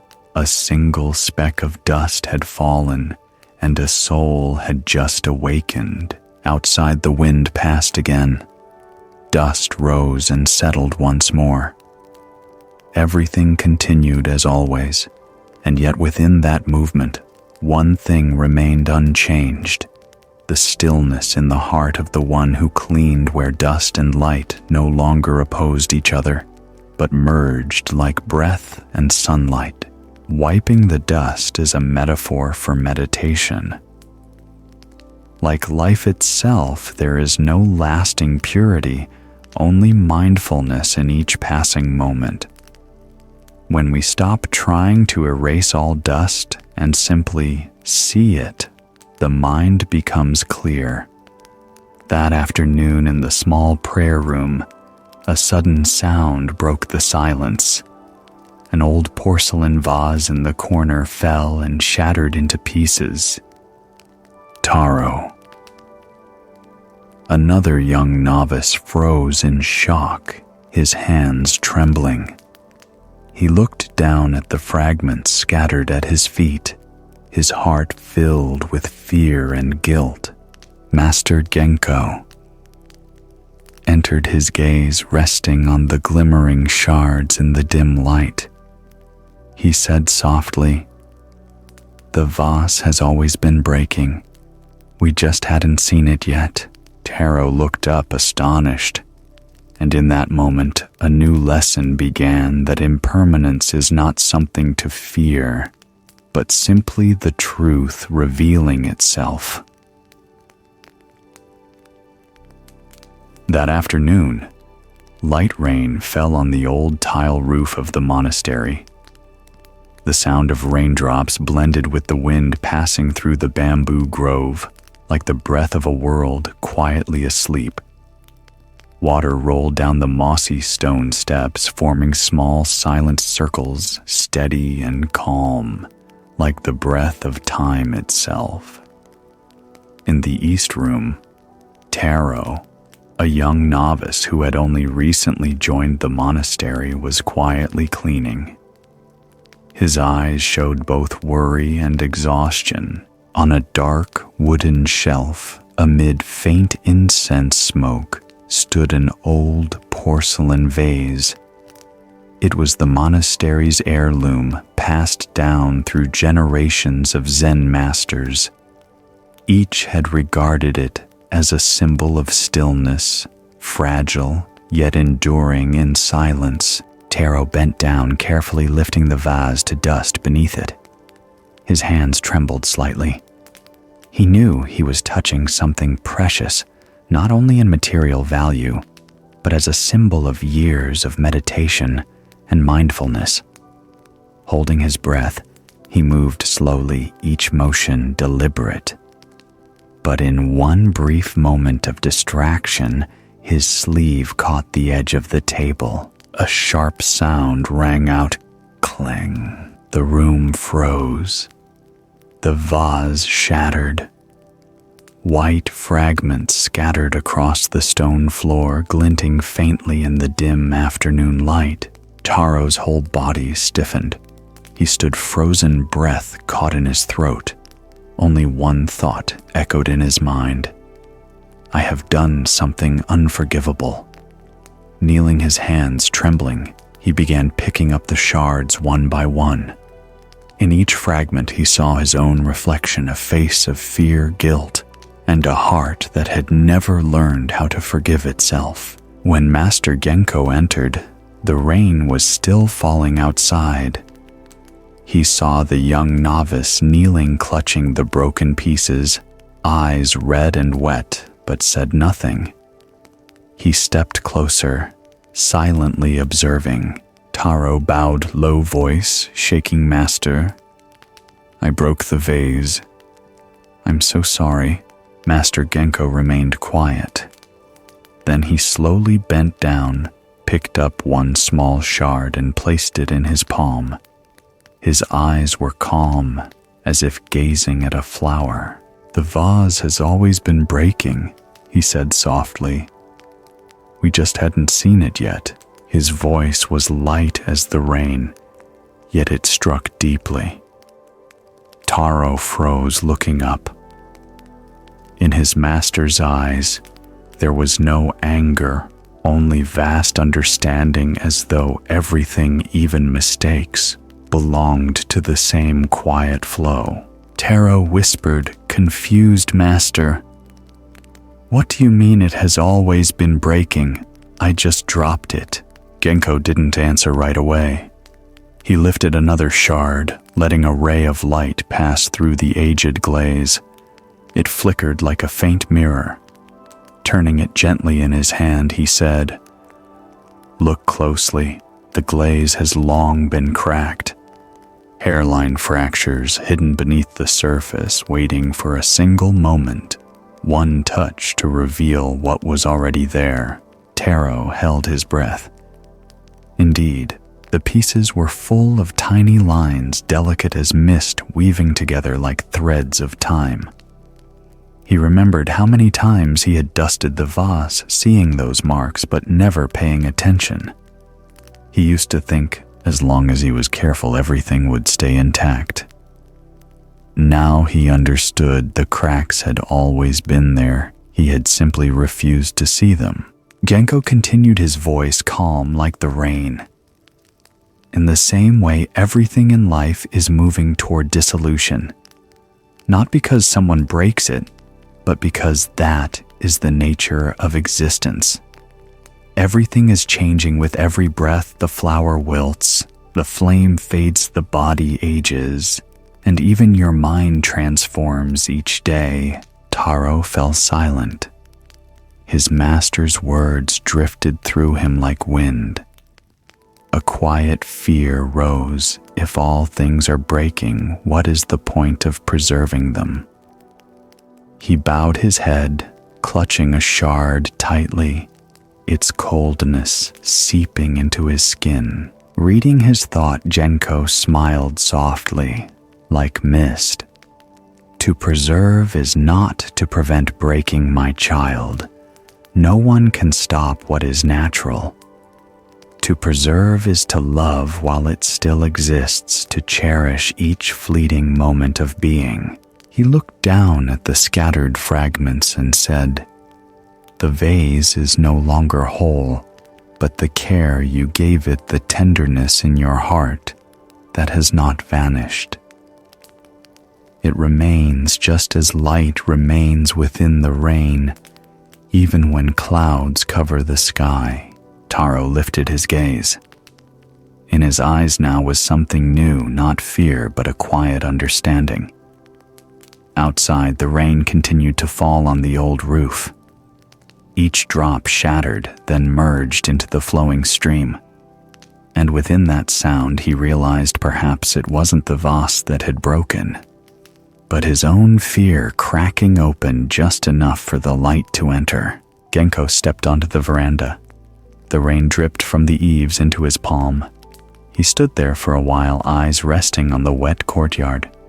Then he said slowly, as if speaking to the whole earth, "Taro, do you hear the rain?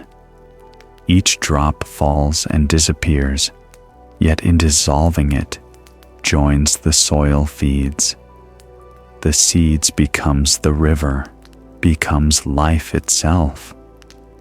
Without breaking apart, how could anything continue? Without death, how could life arise?" Taro listened, each word blending with the rain. He walked closer and looked out at the garden. On wet leaves, drops of water shimmered with the last light of dusk. The whole garden seemed to breathe a slow, fragile, and perfect breath. Genko raised his hand to catch more rain, his voice deep and warm like an evening bell. Impermanence is not something to fear. It does not come to take away, but to remind us that nothing truly belongs to us. What breaks is not lost, it only reveals truth. What dissolves is form. What remains is awareness, the clarity of mind. Taro stayed quiet. Memories surfaced, losing the pen his teacher had given him, burning his robe near the hearth, a friend leaving the monastery without goodbye. He remembered anger, regret, fear of losing what he loved. But now, hearing the rain, he saw that all those moments were just more vases slowly breaking as everything does. And in that breaking, nothing was truly gone, only transformed. Genko spoke again, eyes still on the distant horizon. "You cannot hold the rain in your hands, but you can feel it as it falls. Likewise, you cannot keep anything forever, but you can love it fully while it's here. That is the real form of preservation." Taro looked at his palm, the raindrops melting into his skin, leaving a cool trace. In that instant, he understood. Life isn't about keeping things whole, but opening to each moment of breaking, to see within it something that never dies, the quiet continuation of life itself. When the rain eased, Genko told Taro to gather all the remaining shards. They sat together at the old wooden table. Under the soft lamplight, the cracks on the porcelain glimmered like fine golden veins. The room was so still that even the dripping water outside could be heard mingling with the faint warmth of freshly brewed tea. Genko studied the fragments for a long time before asking, "What do you see in these broken pieces?" Taro lowered his head and whispered, "I see what the vase used to be. But it's not the same anymore." The master nodded, eyes gentle and distant. "Yes. It's no longer a vase, yet it still is. Each fragment holds the memory of the whole. So it is with your life, no moment remains unchanged, yet all moments belong to one continuous flow. When you see everything as part of impermanence, you will no longer fear loss. For nothing truly vanishes, it only changes shape and name." Quietly, Genko took some lacquer and began to mend a few pieces. But instead of hiding the cracks, he let them show. The seams gleamed faintly gold under the lamp, like lines of light drawn on the earth after rain. A strange beauty emerged, imperfect yet alive and sincere. "Do you see?" he said, lifting one piece carefully. "The cracks make the vase unique. The light enters exactly where it once broke. Breaking doesn't erase beauty, it transforms how we see it. Sometimes acceptance itself is the highest form of beauty." Taro said nothing. He watched the golden lines glow like living veins. something inside him loosened something that had long been tight with fear. He understood now the fear of mistakes, of loss, of not being enough, were only old glues he had once used to cover his heart. Now they were melting, revealing the tender truth of who he was. Outside, the rain had stopped completely. A pale strip of light appeared beneath the clouds. Taro looked at the unfinished vase, cracked imperfect, and smiled, because he knew now wholeness isn't in fixing, but in no longer needing to fix. The next morning, sunlight streamed through the window. The room was filled with soft gold. Beams of light fell on the mended vase, uneven but shimmering as if each crack told its own story. Taro stood quietly, feeling no guilt, only a calm tenderness blooming within.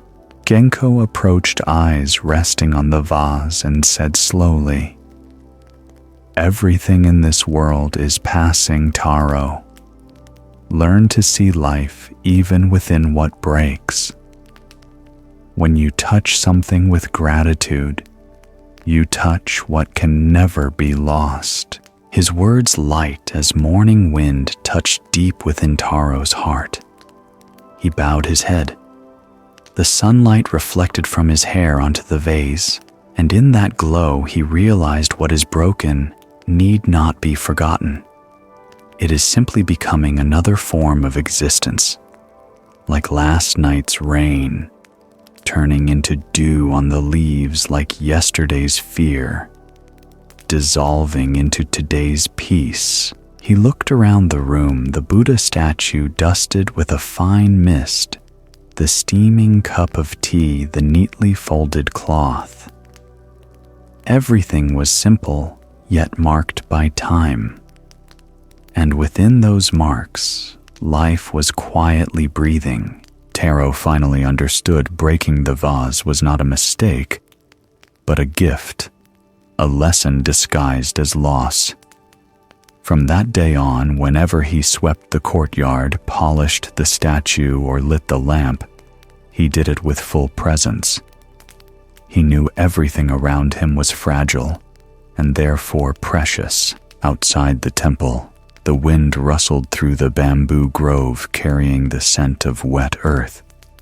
Taro looked up at the sky, clear as a mirror, reflecting both clouds dissolving and endless blue. Everything was changing, yet within that change was a deep stillness, like the breath of life itself. The master came beside him, placed a hand gently on his shoulder, and said, "The vase has always been breaking, we just hadn't seen it. And when you see that, you begin to truly live." Taro smiled. In that moment, he no longer saw an old vase. He saw himself, once broken, now learning to shine through his own cracks. All breaking is only another form of truth revealing itself. Impermanence does not bring suffering to those who see its nature. It awakens them, allowing them to live each breath more fully. Late autumn draped the monastery garden in a soft golden hue. Morning sunlight filtered through the leaves, scattering faint streaks of light on the ground, gentle as breath. Mira, the young disciple, quietly swept fallen leaves around the old elm tree. Every morning she did the same sweep, gather and burn. But today, as she bent down, her hand froze. Amid the heap of withered leaves, one still held a fragile trace of green along its edge. She picked it up and gazed at it for a long time. Fine veins crisscrossed its surface like the paths of memory. She sighed softly. They were once as green as we are, she thought, and then came the time to part from the branch.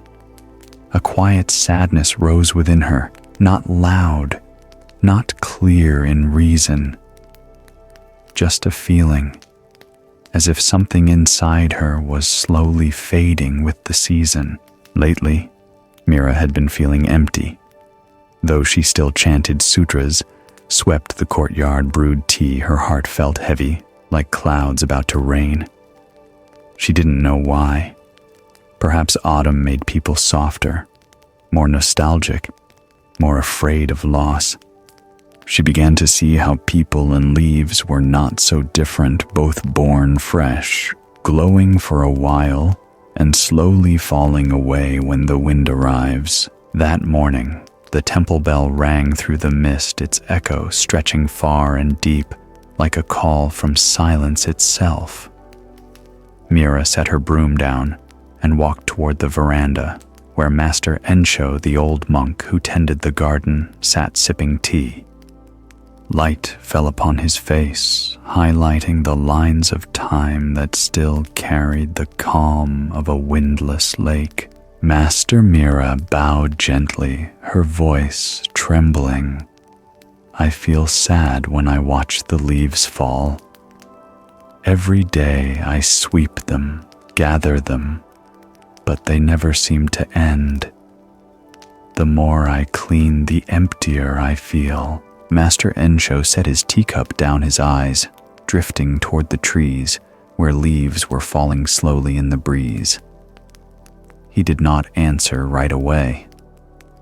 The wind passed by, brushing a few leaves onto his robe, shimmering in the sunlight. He smiled, a gaze both deep and tender, as if within each falling leaf he saw something Mira could not yet see. The air grew still, as though the entire garden was holding its breath for his reply. And Mira, in that moment, realized perhaps her sadness did not come from the falling leaves, but from something within herself that was quietly falling away too. Ensho's eyes remained on the garden, where morning light streamed through layers of golden leaves, scattering glimmers across the damp earth. A soft wind passed, loosening a few leaves from their branches. They spun slowly in the air before touching the ground in silence. The rustle of leaves sounded like the whisper of time itself. "You see," the master said, his voice low but warm, "the leaves don't fall because they've lost life. They fall to make room for new life." Mira looked up. The simple words brushed her heart like a gentle wind, cool, yet deep. Watching the leaves descend, she felt both wonder and sorrow. "But Master," she asked softly, "when a leaf falls, doesn't it lose everything? The sunlight, the warmth, the branch that held it. Isn't all of that gone?" The old monk bent down and picked up a yellow leaf near his feet. Turning it in his fingers, he let the light reveal the fine veins drying with time. He smiled. "Look closely. It doesn't disappear. When it falls, it joins the earth. One day it will become nourishment for other branches, other leaves. Life is never broken. It only changes form." He then placed the leaf in Mira's palm. It was light as breath, so thin that she could feel her own heartbeat through it. In the same way, he continued, "When you let go of something you once cherished, you think you have lost it. But in truth, you are only creating space for something new to be born. Letting go is not rejection. It is another form of love when you allow things to follow their natural path." Mira looked down at the leaf in her hand. Its delicate veins looked like scars, yet she realized that through those lines, light could pass. She looked up again, voice trembling. Then, "Letting go isn't the end." Master Ensho smiled, his eyes gentle as dawn. No, child. Letting go is another form of continuation. The leaf does not fall because it is empty. It falls because life is shifting its flow. When you can leave behind what has grown old, you open the way for new life to arise within you. A breeze passed. The leaf in Mira's hand trembled, then drifted away, spinning through the sunlight. She followed it with her gaze, her heart suddenly as light as that leaf falling yet free. In that moment, she understood sometimes what we call loss is simply the first moment of rebirth. The words echoed in her mind like a distant bell ringing softly before fading into the air. She stood still for a long time, feeling something open within her. The sadness she had carried, she now saw, was not because the leaves were falling, but because she feared change, feared losing what once felt familiar. Humans, she realized, are not as afraid of loss as they are of transformation. Since the day she entered the monastery, this garden had been Mira's closest companion. She knew every root, every stone, every patch of grass.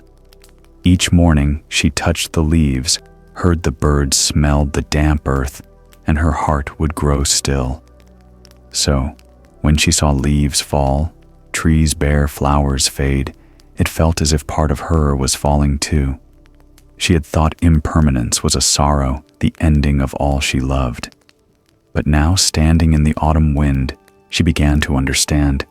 Impermanence is not a tragedy. It is the natural rhythm of existence, the ceaseless movement of life. Master Ensho's voice broke the quiet, calm and warm, as if reciting an ancient teaching of the Buddha.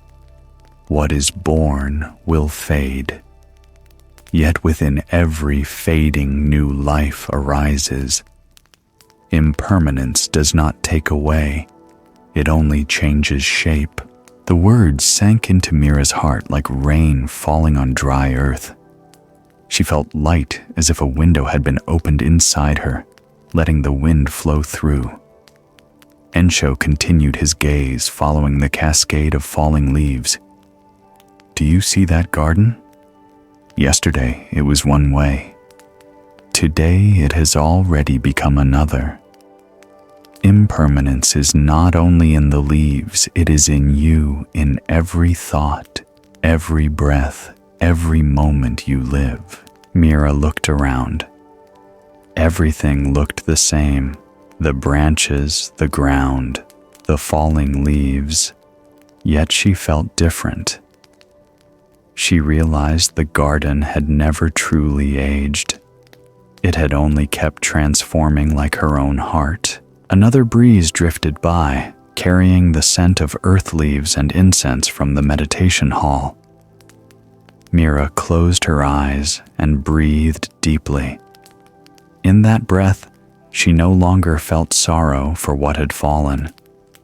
Only gratitude for each leaf was telling the story of life continuing in its own way.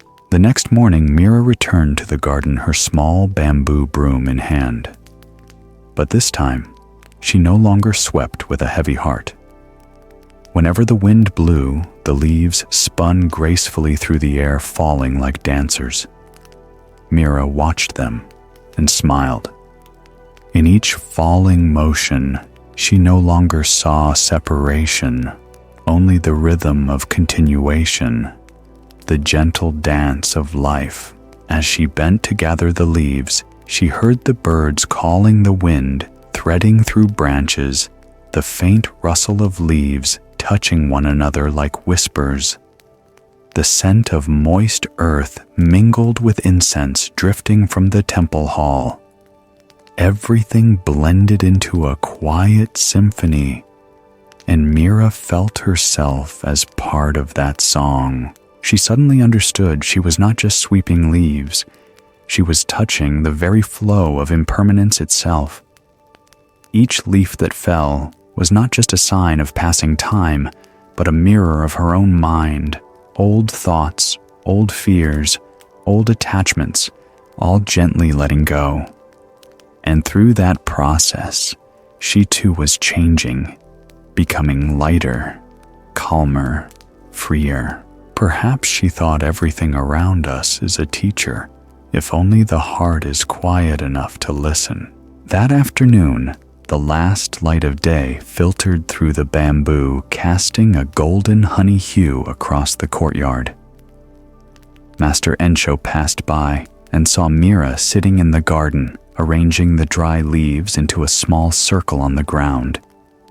He stopped and asked softly, "What are you doing, Mira?" She looked up, her eyes clear as if after a long rain. "I'm gathering my moments of letting go," she whispered, "to remember that nothing is ever truly lost, only transformed." The master looked at her for a while, then smiled.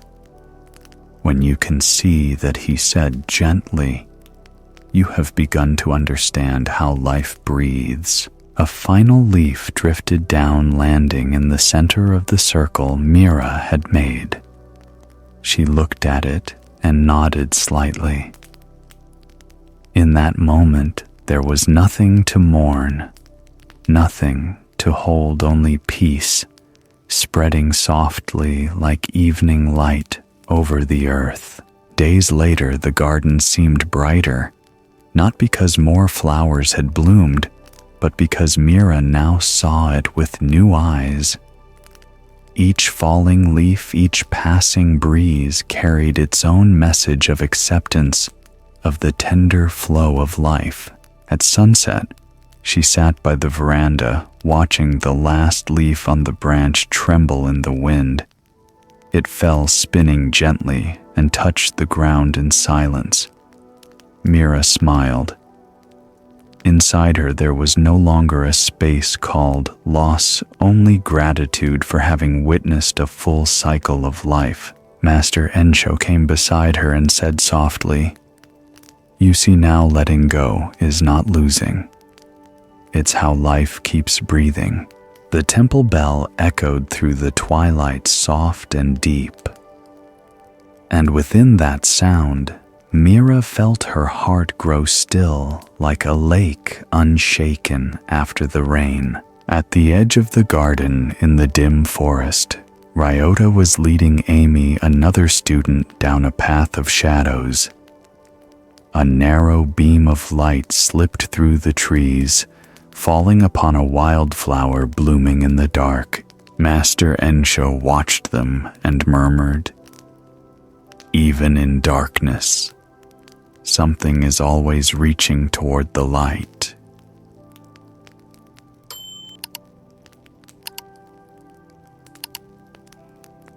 Night descended slowly over the forest by the mountain, the air filled with a deep blue hue, soft and misty like a silk veil draped over the world. Wind whispered through the tall trees, their rustling leaves sounding like quiet voices of the night. Pale moonlight slipped through the branches, falling in thin lines upon the damp trail. The first drops of dew began to form, glimmering on the tips of grass and reflecting the faint light of the oil lamp that Ryota carried in his hand. The two walked together slowly, steadily. Each step pressed onto dry leaves, creating a soft crackle, a simple melody within the stillness of the forest. They had walked nearly halfway through, yet darkness still thickened around them, as if light itself hesitated to enter. Amy spoke softly, her voice trembling.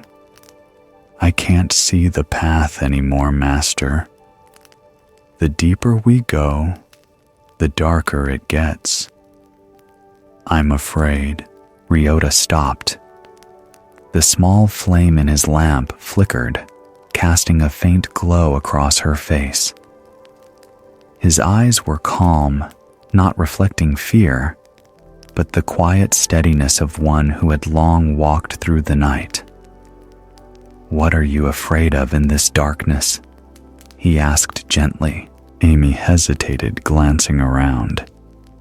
All she could see were endless tree trunks, black, tall, and stretching into the unknown. "I'm afraid of what lies ahead, of losing my way, of falling. Maybe I'm afraid because I can't see anything at all." The wind passed through, dropping a few leaves to the ground with a sound like a sigh. Ryota remained silent for a moment before speaking slowly, his words falling softly into the vast stillness of the forest. "You are not afraid of the dark, Amy. You are afraid because you are trying to find the light by resisting the darkness." Amy froze. The words echoed inside her as if she stood between two worlds, one of shadow and one of something deeper, unnamed. She looked around, searching for more light beyond the tiny lamp, but found only layers of dark stretching endlessly. Ryota lifted the lamp higher. The small flame reflected off the dew on the leaves, and for a brief moment, the forest seemed illuminated by thousands of tiny sparks. He spoke quietly, almost as if addressing the darkness itself. "Darkness is not the opposite of light, Amy. It is only where light has yet to arrive. When you stop fearing it, when you stop trying to escape, you begin to see. You don't need more light. You only need to open your eyes."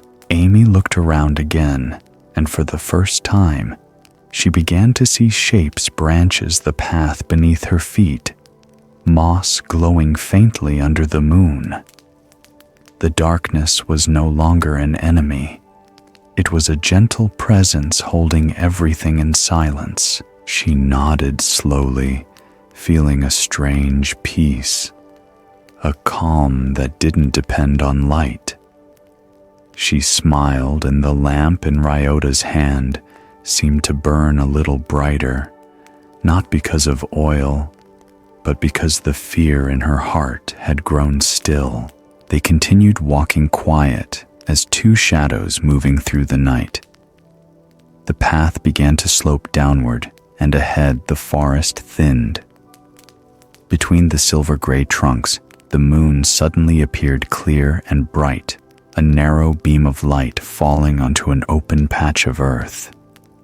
And there, like a small miracle in the middle of the night, a single wildflower was blooming. Its white petals shimmered in the beam of moonlight, trembling softly in the breeze.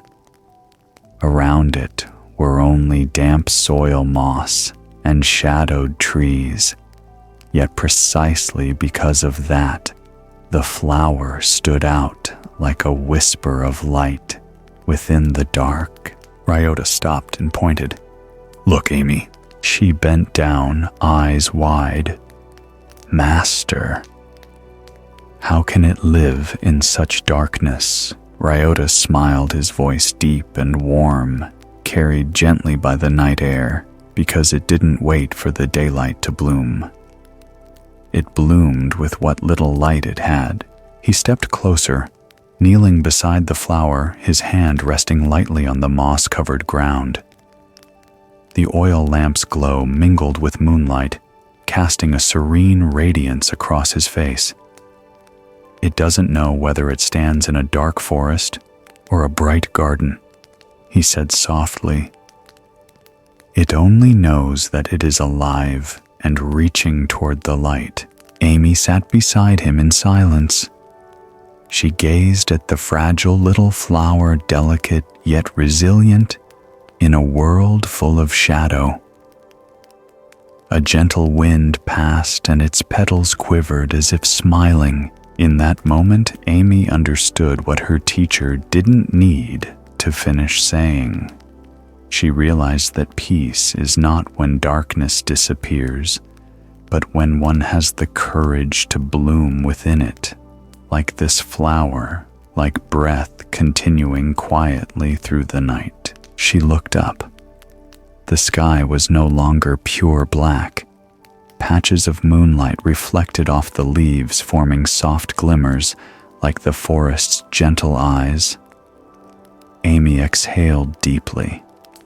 Inside her, another flower was blooming, silent, tender, filled with a light that came from within. Ryota stood beside her, the lamp flickering in his hand. He watched her for a long moment, then spoke, his tone slow and calm, each word glowing with quiet wisdom. You've believed peace would come only when circumstances changed, when night passed, when others softened, when fear was gone. But look at this flower. It doesn't wait for morning to share its fragrance.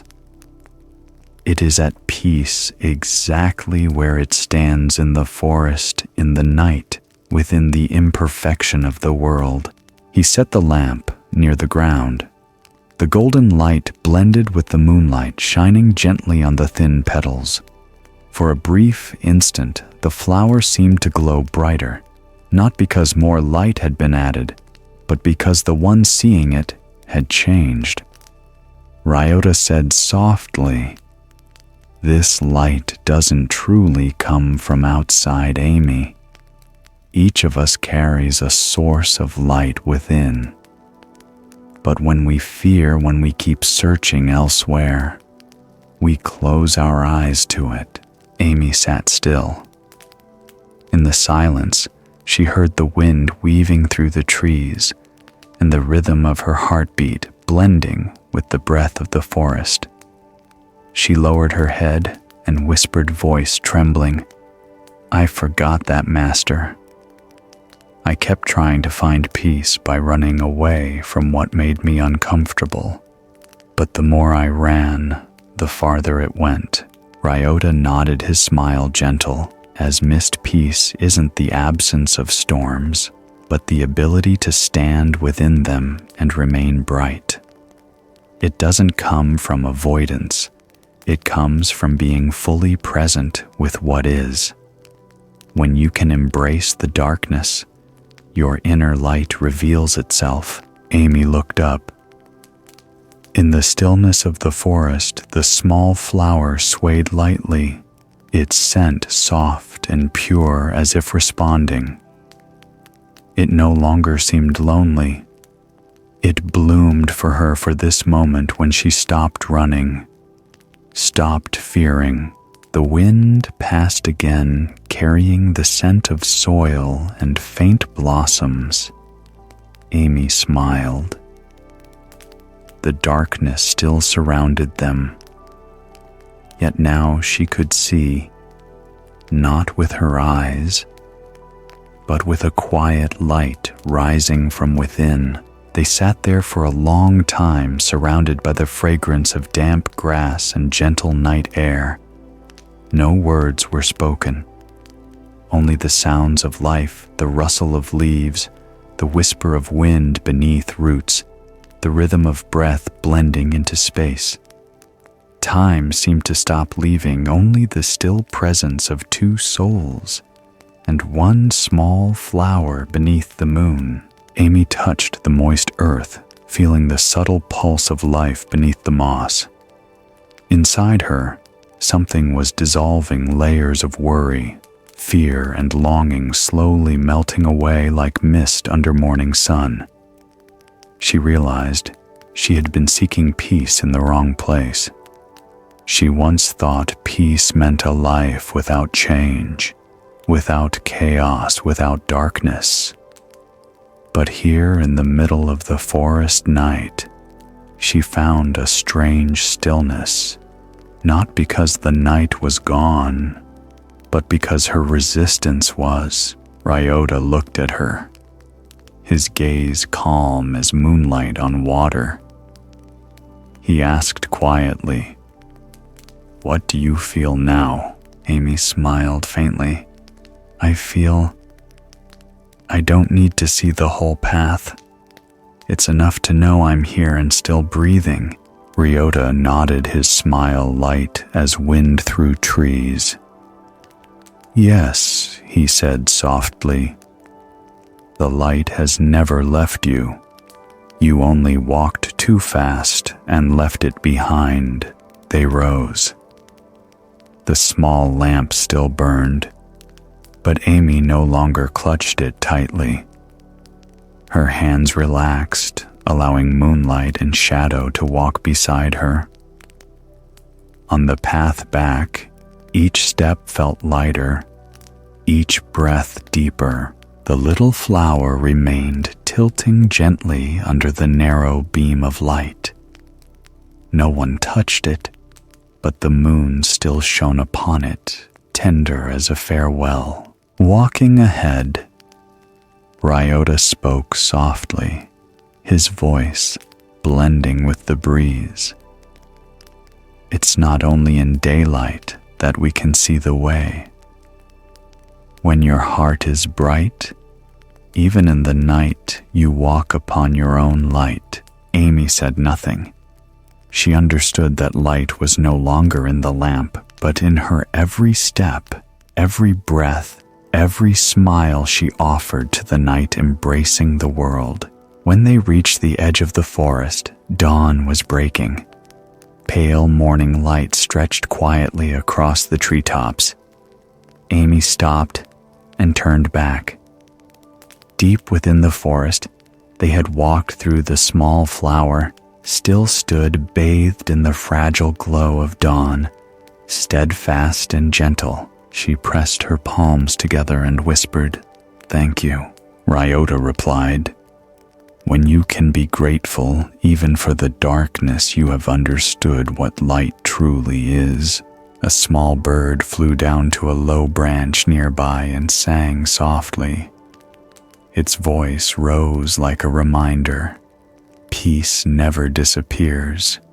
We only forget to listen. From afar, the sound of the temple bell drifted through the morning air. The early breeze carried the scent of earth and dew. Ryota looked up at the opening sky and said, "Within each of us there is a flower like that, always reaching for the light even through the dark." And as they walked away, their footsteps light as mist, the forest behind them seemed brighter. Along the earthen path leading out, the silhouettes of teacher and student moved side by side in silence.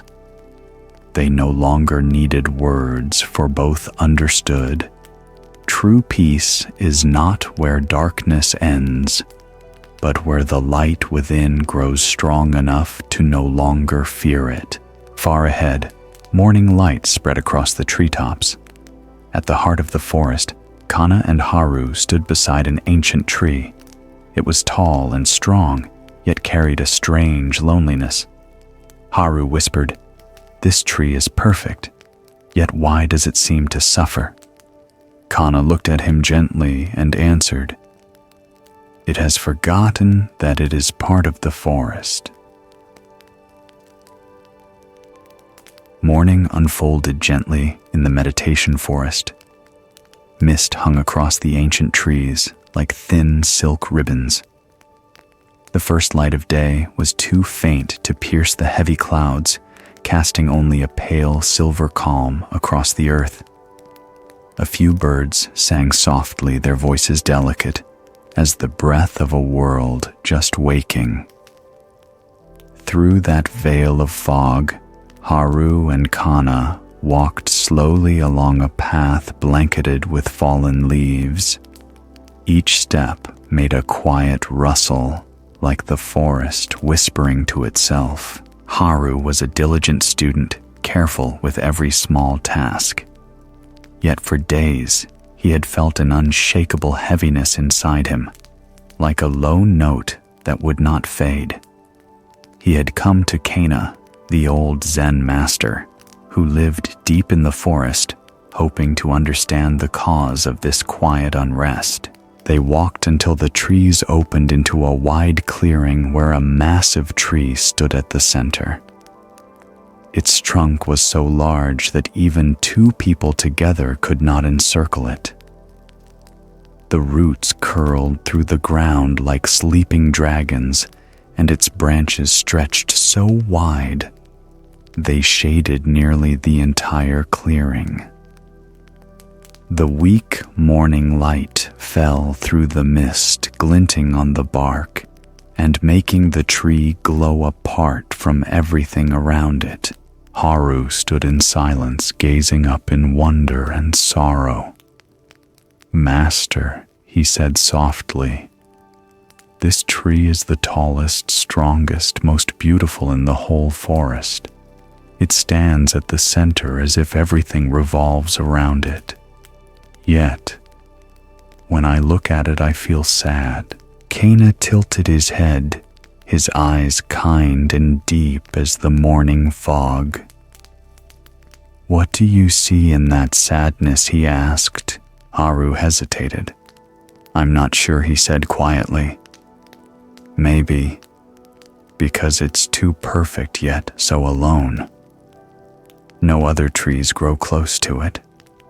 It cannot lean on or touch anything."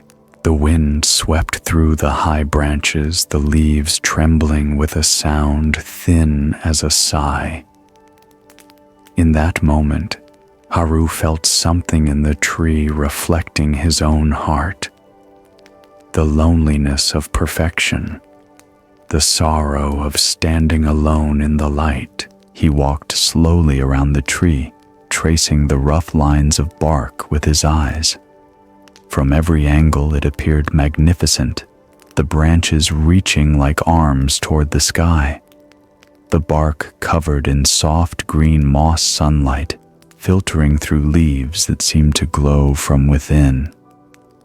Yet the longer he looked, the more he sensed something else, a quiet strain beneath its strength, as if this grandeur carried its own burden. "Master," he said softly, "is it because this tree stands at the center that it must bear all the light, always reaching higher, brighter than the others, and because of that, it's been separated from the forest? Strong, but alone." Kana was silent for a moment. He looked up at the trembling canopy, where wind moved through like slow breath. Then he nodded gently. "You have touched part of the truth. When someone chooses to stand at the center of everything, they easily forget they are only a part of the whole. They believe they must be strong, never wrong, always shining. But the more they try to hold that place, the farther they drift from life itself, like this tree standing in light, yet no longer feeling the warmth of the forest." Kana knelt and placed his hand on the damp soil. His voice grew deep and calm like the voice of the woods themselves. "Look closer, Haru. Its roots are not alone. They reach deep into the ground, connecting with the roots of other trees. They share water nutrients, even warnings when another tree is sick. Beneath the surface, they are speaking to each other silently, but more sincerely than any words." Haru bent down and saw its roots sprawling outward, weaving into the vast network of the forest, a hidden web of life intertwined. Kana smiled, his gaze distant. "This tree is lonely only because it thinks it stands apart. Just like people, we are not truly isolated. We simply forget that we are already connected to everything." The wind moved again, and the forest seemed to shiver. Haru looked up through the branches toward the sunlight, and in that instant, he no longer saw a solitary tree, but a living part of a vast, breathing whole. He stood still for a long time. His hand brushed the rough bark, feeling its coolness, as though touching the pulse of the earth itself. Beneath that bark, he knew sap was flowing silent, steady, like the breath that moves within us, even when we forget to notice. "Master," He asked quietly, "Are people like this tree too? When we believe we are separate, when we think we must carry everything alone, is that when suffering begins?" Kana's eyes softened bright as sunlight through leaves. He nodded with a gentle smile. Yes, humans call that the ego. When the ego grows, we think we are powerful, independent, in control. But truly, we've only cut ourselves off from the flow of life. No self doesn't mean erasing who you are. It means seeing clearly that nothing in you exists alone.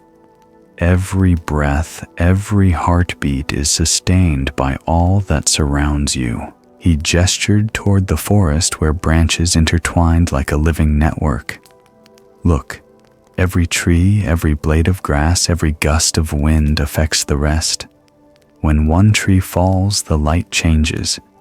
When the light changes, others grow differently. The wind shifts, the soil adjusts. Everything responds like a symphony without a conductor, yet perfectly in tune. Haru watched the sunlight dance through the leaves, flickering across the earth like the forest's quiet breath. Something inside him opened light and still like a drop of dew melting into the ground. So he said softly, "When I feel lonely, when I suffer from the sense of being separate, I've only forgotten that I was never apart." Kana smiled, his voice tender as the breath of the earth. "Yes, Haru. When you breathe, the trees are breathing too. When you are silent, the forest grows still with you. When you listen deeply, you will find that earth, wind, water, and light are all speaking, just in a language beyond words." The wind rose again, turning the leaves into a quiet melody. Haru closed his eyes, feeling the air move across his face, his hair, his heart. The boundary between himself and the forest faded.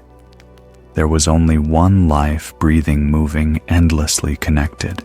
When he opened his eyes, the sunlight fell through the leaves, soft as his master's smile. And in that moment, Haru understood loneliness was never real. It was only the moment we forgot that we had always belonged. That evening, they meditated beneath the great tree. The sun was setting, scattering golden light through the leaves and bathing the forest in amber calm. The air was so still that Haru could hear everything. The wind slipping through branches, the faint touch of leaves brushing each other, his own steady breath. All sounds blended together into one quiet song of life. He closed his eyes. With each breath, he felt the boundary between himself and the world dissolve.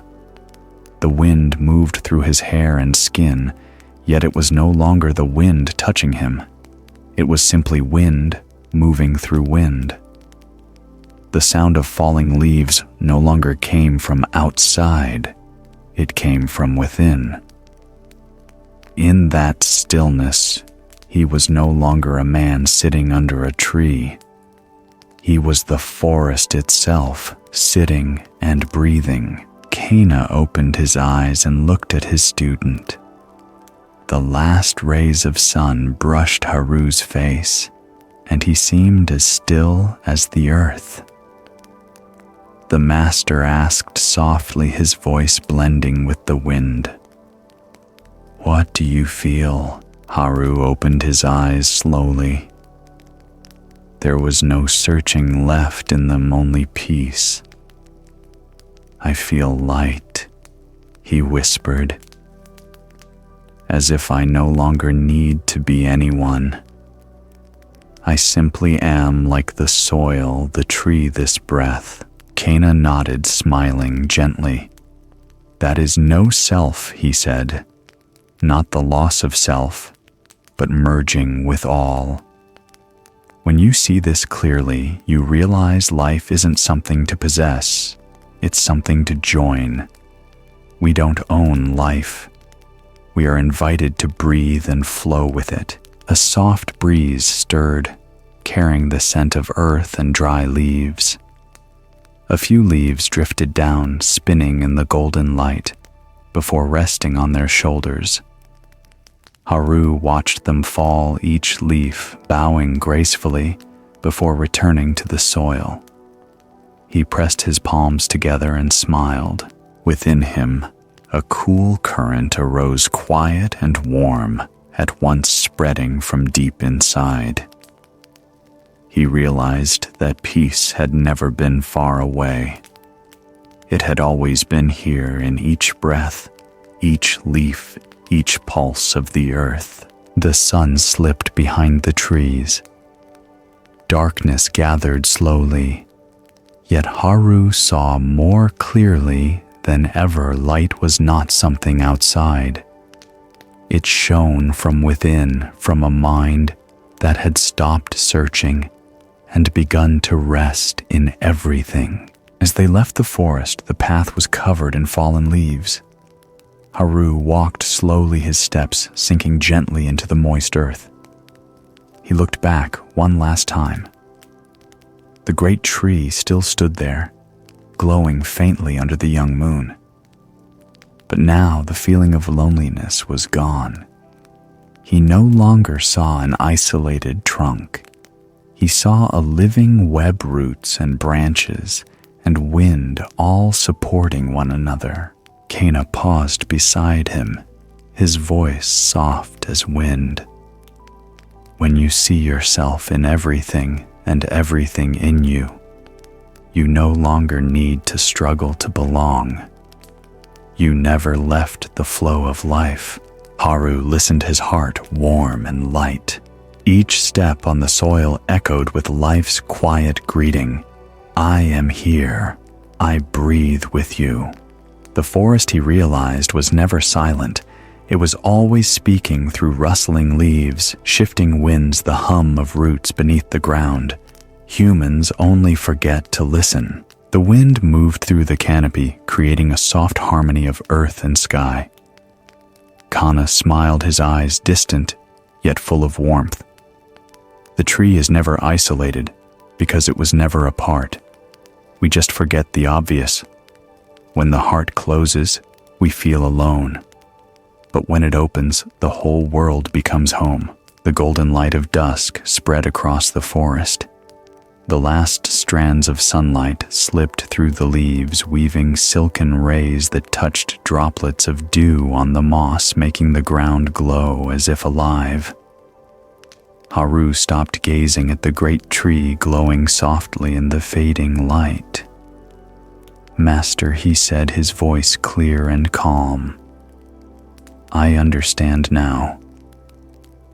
The beauty of this tree isn't in its perfection, but in the way it lives with everything. Kana looked at him, his smile kind and deep as roots weathered through many seasons.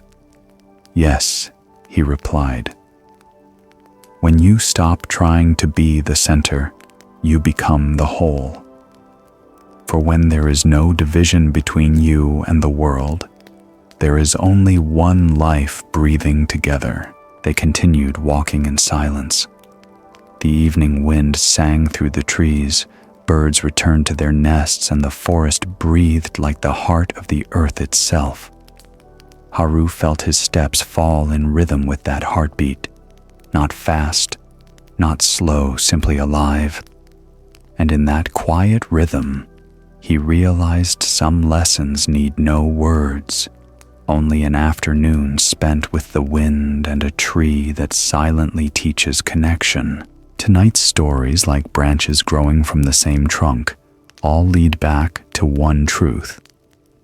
Peace doesn't come from changing the world, but from seeing it clearly. When we stop trying to control and force everything to go our way, we see we were never separate from life itself. We are life breathing, blooming, flowing, Difficulties are not obstacles on the path. They are the path. Every loss, misunderstanding, and wound is a doorway opening us to see that peace is not something to achieve, but something to recognize. Awakening is the home we have been wandering toward for lifetimes. And when we return to it, we realize we were never lacking.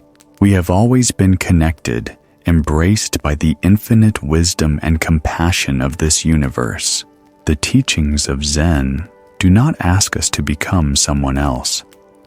They only invite us to remember who we already are, like waves remembering they are the ocean, like roots touching other roots, like moonlight resting on still water, bright calm, needing nothing to hold on to. Now only the breath remains, the body at ease, the mind quiet, and within it all a gentle awareness ever present, vast and whole. There is no need to search anymore. Your home is this very moment. Thank you for listening, for opening your heart, for walking with us through tonight's meditation journey. May these stories plant a small seed in your heart, so that when the time is right, it blooms into a flower of peace, understanding, and compassion. If you felt this stillness, please subscribe. Buddhism Seeds, so we may continue walking together on this path of awakening. Like, share this video, and leave a comment with what you felt, for perhaps your words may become a small lamp for someone who needs light. Now, close your eyes, relax your shoulders, let everything go. Tonight there is nothing to understand, only to rest within this quiet presence. May you sleep peacefully, embraced by the gentle silence of your own heart. Thank you for being here with Buddhism Seeds.